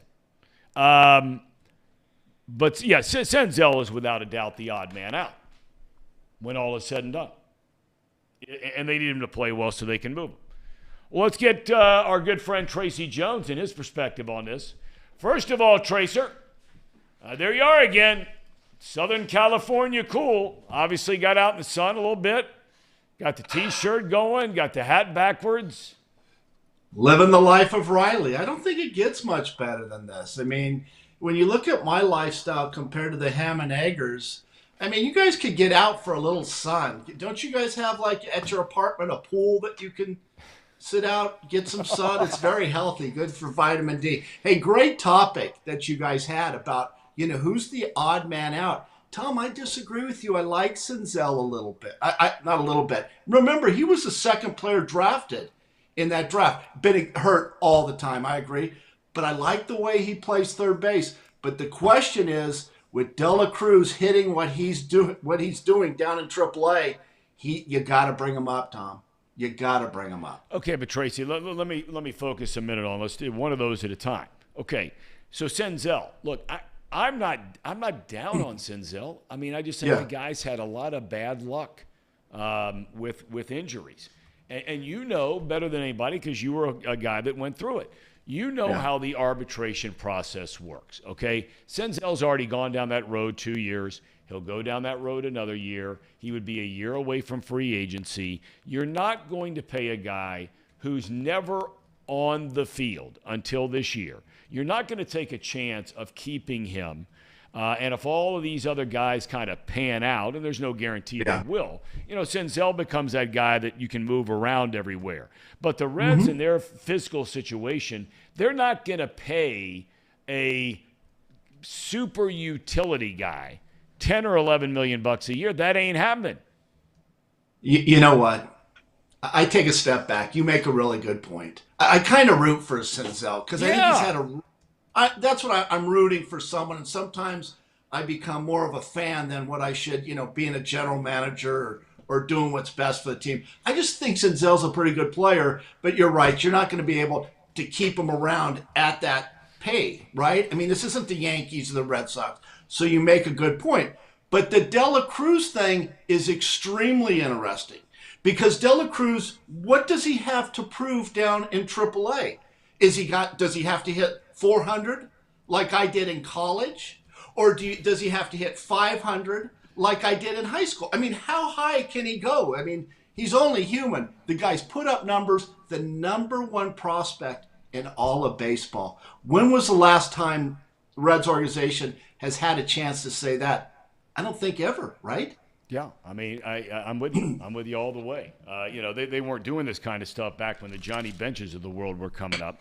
But walk me through then, Tracy. I don't know how much you heard or didn't hear about the whole Jonathan India conversation. Okay, in the Athletic. Okay, C. Trent Rosecrans was the first guy that I really saw that got out and laid it on the line about. This guy's coming up, that guy's coming up, this guy's better at this position, that guy's better at that position, the DH situation, on and on and on and on and on.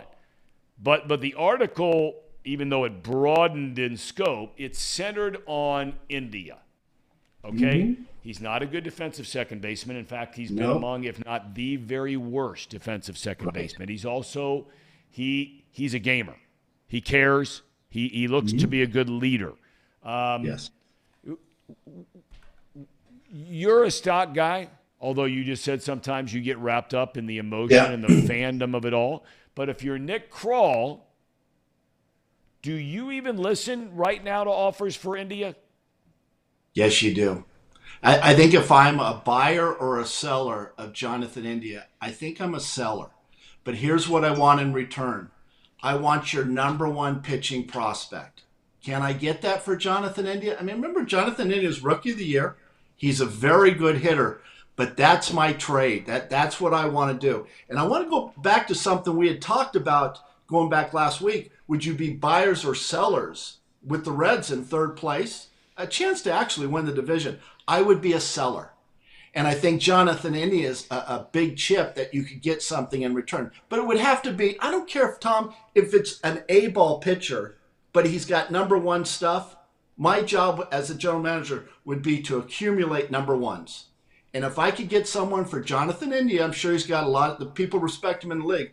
That's the trade I would make. Just my opinion. Okay, let me ask you this: what if you were in the clubhouse for the Reds, and apparently a lot of these guys really look to India, not necessarily as a big vocal leader, but certainly an on-the-field leader, by example, as the old saying goes. What would be your reaction if all of a sudden Jonathan India was here yesterday and he's not here today? You get over it real fast. I mean, at first it's kind of a sad. You give him a handshake, and he's off. Or unless it's like I was when I got traded, and they said good riddance. It's because I think there's two different guys: a guy like Jonathan India and a cancer like a Tracy Jones. So the club would actually miss Jonathan India. But if you can get a top-notch pitcher in return, this organization is setting up pretty well, and I like where it's going. I would just start accumulating number ones. In the draft that's coming up in July, Tom, I wouldn't worry about best available. I'd just go down the pitching staff. I would go down for college pitchers that are number one type guys that have that, explosive stuff like a Hunter Green. All right, well, let me ask you this. If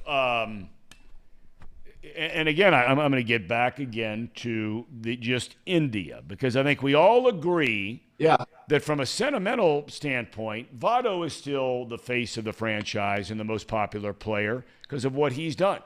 He's had a Hall of Fame career, and he'll go down as one of the best players in the history of the oldest franchise in baseball. But day in and day out right now, I made the comment that, believe me when I tell you, I've been around enough clubhouses to know, if somebody's not around when you go on the road, the leader is the guy that's with the team every single day, if there is such a thing, because he's in the lineup, he's out there playing. Okay, but from a fan base standpoint now, Tracy, put on your fan hat. Put on your fan hat. You just said that, you wouldn't get wrapped up in this buying because you're a handful of games or less out of first place. It's a terrible division. Okay? But fans, you backtrack the last couple of years where you're losing 90-plus games virtually every single year, losing over 100 last year. You've got a guy in India that is popular with a fan base. He's got the long hair. He's good looking. He's a gamer. He plays hard, all that stuff, right? If all of a sudden they ship him off, do you now, sort of alienate your fan base again? So what do you go from 12,000 a game to 11,000? I mean, what's the downside with fans not showing up? That's a great point. That is a great point. Right? I mean, of course you're upset, but you got to start looking big picture. Weren't fans upset when Castillo was traded? I mean, think about how great that trade was, right? Or Tyler Mahle to the Twins. They got some good players in return. I just think you keep adding very good young pitchers, but pitchers that can make a difference. Do you know what I mean? It's almost like the Reds have guys that can make a big difference, not just fill-in guys, but guys that can be stars. I mean, I don't know why I'm obsessed with this Dela Cruz guy, but I watch him hit. He's really, really good, Tom. I mean, the ball jumps off his bat. He can run. They say he's too tall to play shortstop. I played against a guy by the name of Cal Ripken who was 6'5". So I just think, maybe I'm being a homer here. I'm just extremely positive. Maybe not this year or not next year, but 2025, it's looking pretty strong. All right, let me ask you this. Based on you doing it, and it's one of the reasons we have you on the show is because none of us did. You played the game. I don't know if you ever heard that before. But what is a fair – I don't know if you're going to be able to give a number on this as far as it bats or whatever. But I'm going to ask you to try.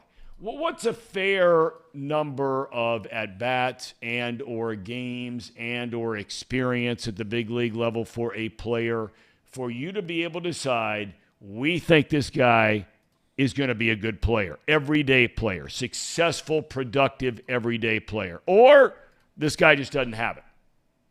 They used to say if you could hit in Double-A, you can play in the big leagues, right? I mean, that's where a player kind of takes the next step. But I think you check and you look at a player, is he a difference maker? Is he a guy that could be a star? I mean, I think that's what organizations are looking for, Tom. They're not looking like for mediocre ball players. they're looking for guys that can really make an impact. Give you another example. I mean, how do you think McLean's looking? He's a pretty good player, right? Got a quick bat. He hammers that high fastball. Is that guy an impact player? Yeah, I think he is. Now, does he move over and play second base? There's a possibility. Why is Barrero still in the lineup? Well, see, that's where I was going with this, though, Tracy. I mean, look, based on what you just said, okay, that if you can hit at Double-A, all right, you got a chance to be a good hitter in the big leagues. It was 2 years ago, 2021, where this guy had an unbelievable offensive season in the Red system. He was the number one prospect in the organization. Like De La Cruz is a number one prospect in the Reds organization now. And I know De La Cruz is overall. But this is what I was ultimately getting at, is that, Barrero is still really young. The fan base seemingly has thrown the towel in on this guy. What do you say about that? Apparently you're down on the guy too. Yeah, I don't think he's going to hit. He's 25 years old. I mean, compared to De La Cruz, it's 21. I'll tell you why he's playing. What did he get, $4 million, $5 million when he out of Cuba? That's why he's playing, Tom. You know that as well as I do. You talk about money. When you fork out that kind of money, $4 million for a guy to play shortstop, he's 25 years old, he's not doing it. Or do you go with a guy like De La Cruz, who you spent $65,000 and he's the number one prospect in all of baseball? I mean, you're trying to prove someone right. There's someone that's pushing that guy because he got a lot of money to sign. But I think he filled, but now you move him out to center field. What's that all about, right? Didn't he play center field the other day? Yeah. What is that about? I mean, that doesn't make much sense to me. They've got the shortstop. They've got the guy, Arroyo, who they say is the best fielding shortstop out of all of them, right? He's like 21 years old or 20 years old. Right. I mean, there's just so many good shortstops. And remember, when you're a shortstop, you can play all the different positions. It doesn't matter. You can move him to right field. De La Cruz can play right field, center field, third base. He's too tall to play second base. McLean can play different positions. Encarnacion can play different positions. So it's just, I'm very positive, very positive. But I would not be buyers into this. I wouldn't get in, we need to add a bat or a pitcher and get rid of, someone. I'm looking long term, not just this year. Okay, I want to ask you this, and if it doesn't mean anything, okay? And look, everybody gets to make their major league debut, right? When they call you up to the big leagues, you make your debut, and half the time it's at home, the other time it's on the road. Okay, fine. If you were going to bring De La Cruz to the big leagues, and you know as well as I do, general managers and baseball operations people, they talk about this stuff all the time. If you're going to bring him up, when are you going to bring him up? You're going to think about, okay, what team are we facing? Trying to look out if it's coming in the next 5 to 8 to 10 days. You're going to look at the pitchers that they possibly could be facing, right? If you wanted to bring him up against the Red Sox, for example, you would have known, 7-8 days ago, okay, this pitcher, 3-game series. Same thing coming up with Milwaukee this weekend. Would you rather see a guy, do you think it's better for a guy like him with all the hype, right? And he's lived up to the hype. But with all the hype, would you rather see him brought up at home so you might sell a few extra tickets? Does that play into it?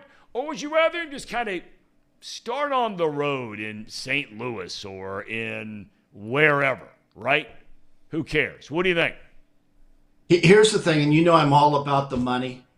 I'm all about the money. And if I cast a lady, I'll bring him in on a homestand of 9 games and have De La Cruz play. I think it's a big to-do and advertise the hell out of it.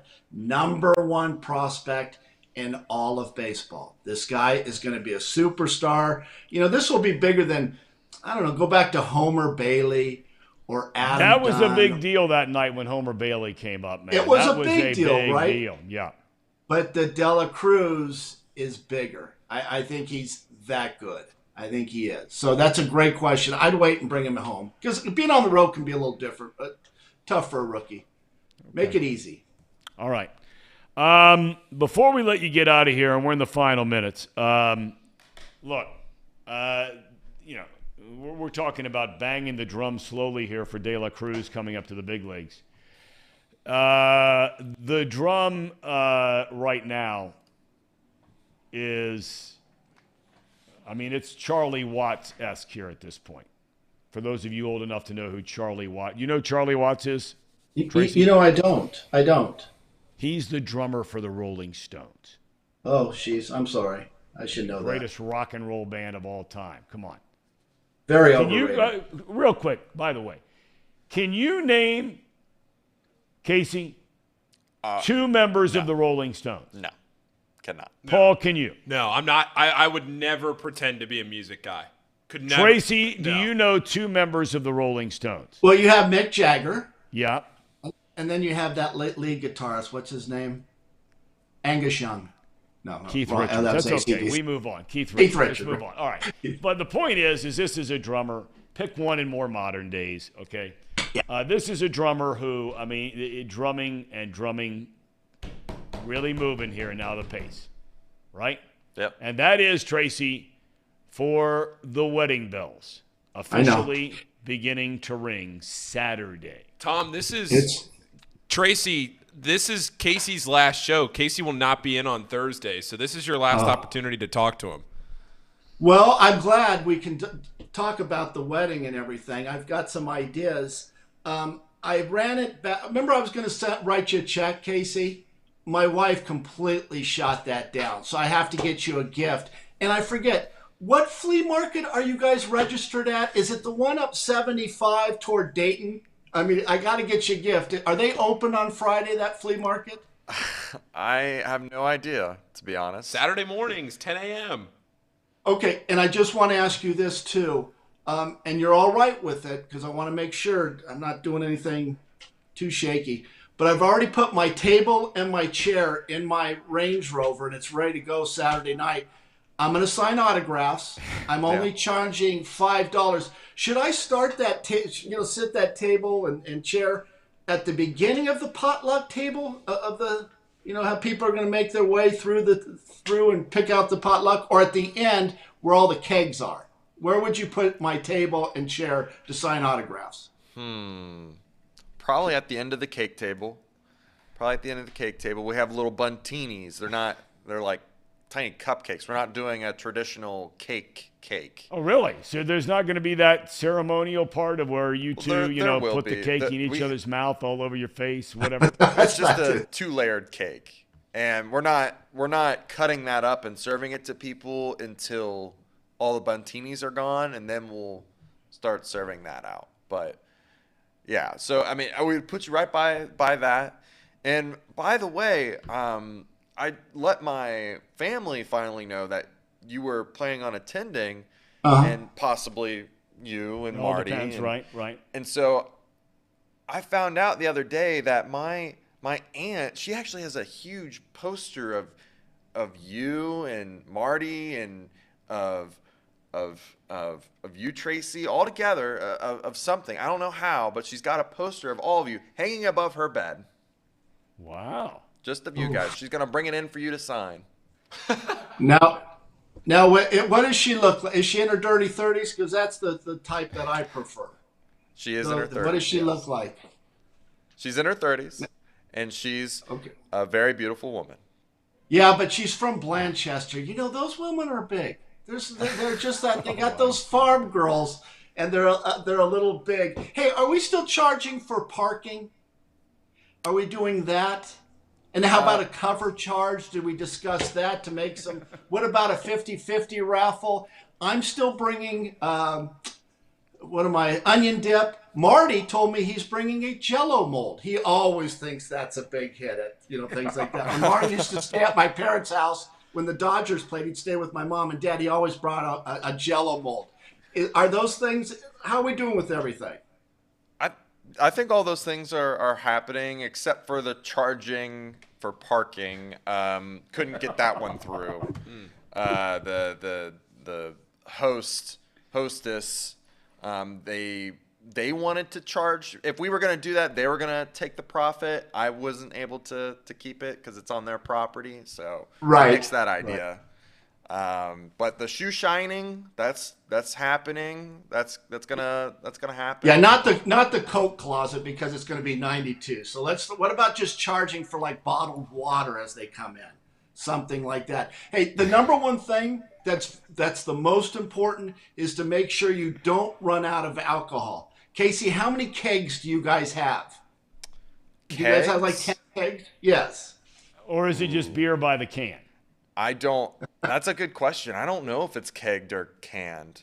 They're the ones taking care of it, though. Yeah, it's out of that's out of your kind of. You however they do it, you're okay with it. I do know that they are. It's Miller Lite. I think there might be Bud Light, and some. Not a lot of beer drinking going on at the wedding. Clearly, go ahead. And some wine and some other stuff, but I do think that. The beer, everything is probably going to be canned. Okay. I bet. All right. Well, that's good. That's good. That's a good thing. Jolly, our good friend from out in Los Angeles who hails from right here in Hamilton, Ohio, asks a great question. What is the first dance song? Oh, great question. Great. Jolly's on it now. I mean, he's always on it. So the first dance Alex and I are dancing to is actually a Disney animated song from Rapunzel. At Last I See the Light. I don't know if anyone's ever. That's a horrible song. That's a horrible choice. Not a fan of that one. Not a fan of that movie. No. Do you remember yours, Tom? Yeah. It was a song called "You Are the Love of My Life." And yeah, it's a great. Sammy Kershaw, I believe, is the artist on that. Yeah. Yeah. What was yours? Well, both of them. Me and Mrs. Jones. Oh, Mrs. man. Mrs. Jones. Did you like that? Was it really? I think that sounded great when I was dancing with Sue Camus. No, I don't even remember the first one. I think the name. I tell you what, if you want to hear a version of that, I stumbled on this the other day. If you want to hear a version of that song, Me and Mrs. Jones, which is one of the greatest songs ever made. Right? Isn't it? It is a phenomenal song. But there's a thing, and I stumbled across on YouTube. I was up really late one night and somehow was checking out a couple things and stumbled on Daryl Hall of Hall & Oates doing that song live. And if anybody's ever watched any of these episodes of Daryl's house, he's got a barn in his backyard outside of Philadelphia where all these artists come in, big-time musical artists over the last 40, 50 years. Mm-hmm. And they do a whole show. The show's been running for 14 years now. If you love live music, and I don't care if you like Hall & Oates, but if you like music, what they do is whoever the guy is, from Smokey Robinson to Todd Rundgren to any of the big-name people that are around today, they'll come in and they'll do half the songs of that guy, Joe Walsh, whoever, right?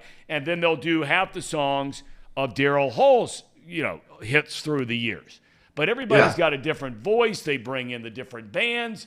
But that song, Me and Mrs. Jones, I stumbled on that. It's not on Daryl's house. It was at some other thing. And, man, it is unbelievable. Maybe you and Danae could let me just tell dial that one up. Let me tell you something. If you're lonely, and you go out on a date, you bring your girl back to your mansion or what I have, a penthouse. You could bring it back to your apartment, you guys, the Ham and Eggers. And you play Me and Mrs. Jones, let me tell you something. You'll be pulling some wool. No doubt about it. Tom loves that. Don't you, Tommy? Well, it's like I put the ball on the tee.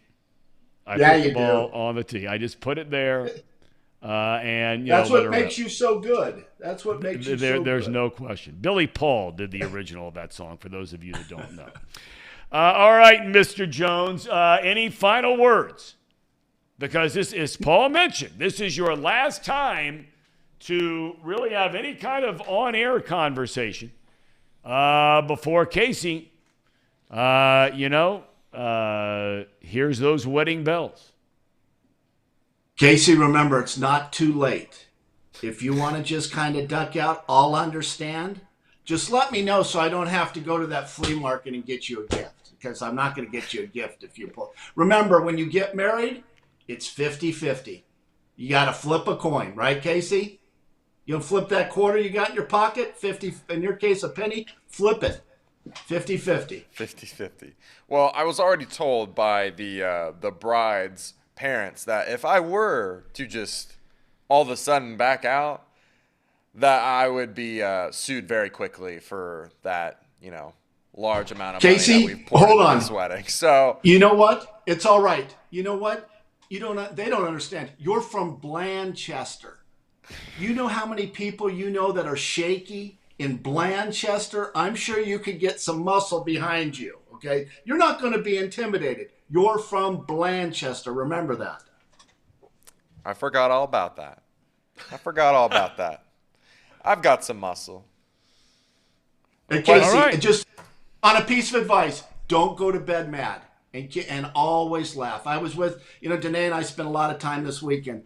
I laugh the whole time. All we do is just joke around, and it really makes for a really good relationship. She's very happy. She's really happy that she married a Major League Baseball player. She's very proud that she really accomplished that. That's good advice, Tracy. Never go to bed angry. That's a good one. Yep. All right. Well, there you have it. Our parting words of wisdom from the Tracer for our man Casey. Yeah. Man, big weekend. All right, Tracer. We'll talk to you on Thursday, right, my man. All right. Great Talk stuff to you on today. Thursday. Great stuff today from See you, Tracy guys. Jones on all walks of life. Fellas, you want to say goodbye to Trace? See you, Tracy. See you, Tracy. All right. Man. We're not allowed to play some music because of the whole you got to pay a music, right? Boy, I wish we could just leave today with that song that was still it's still popular at a lot of weddings.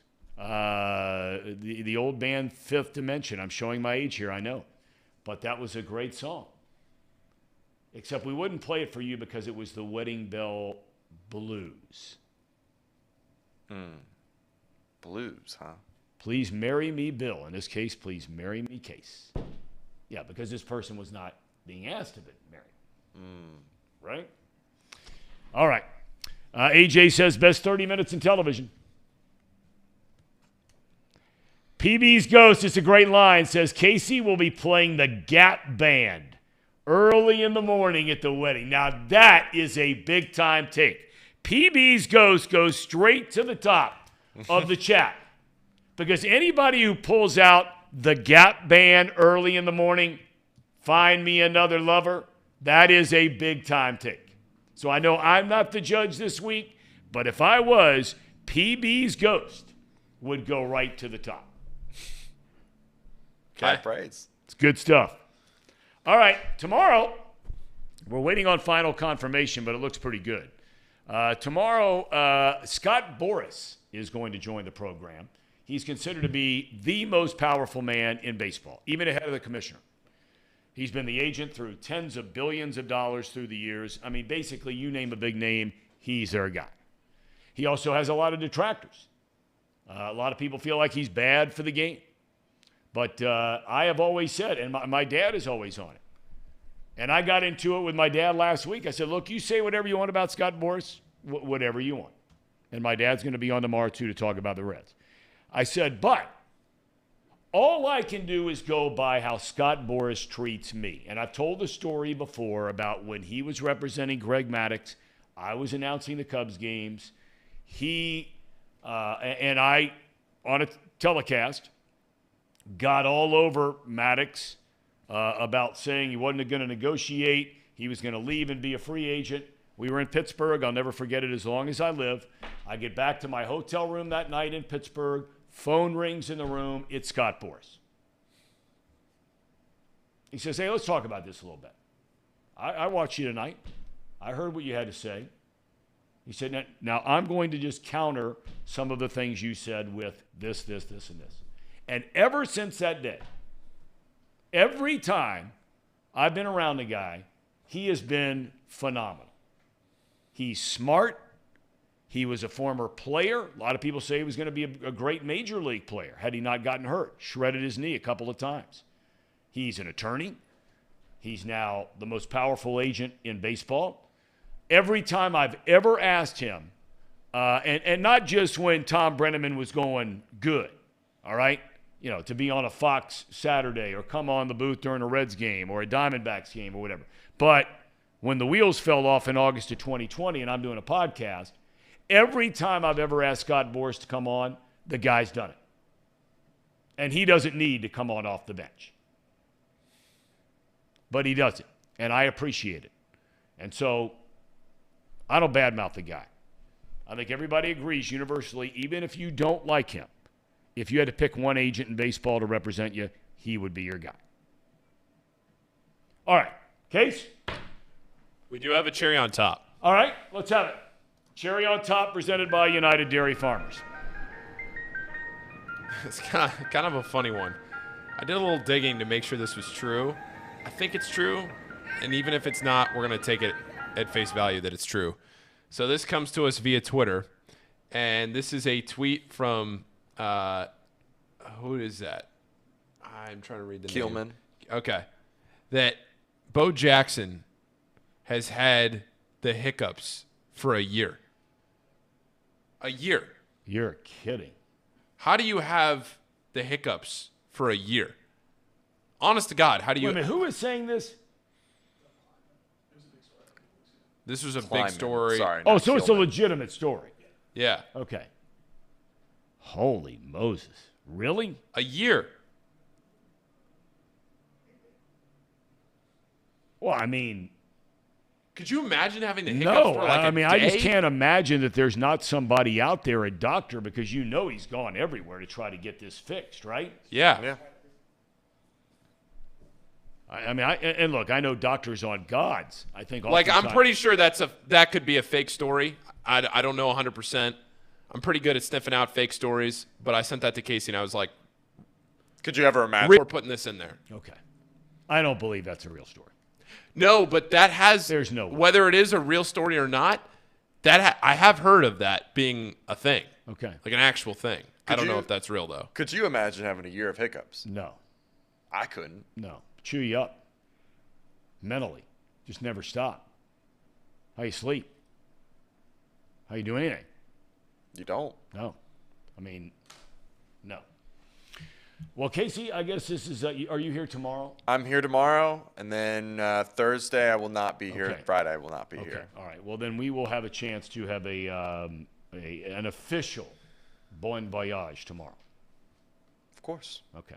Thank you, Paul. Thank you. Thank you, Jacob. Thank you. Take your time. Thank all of you for being with us. We're back here, good Lord willing, tomorrow at 10 a.m. Tomorrow, big day. Big day. Big day. Big day. Bigger night. Bigger night.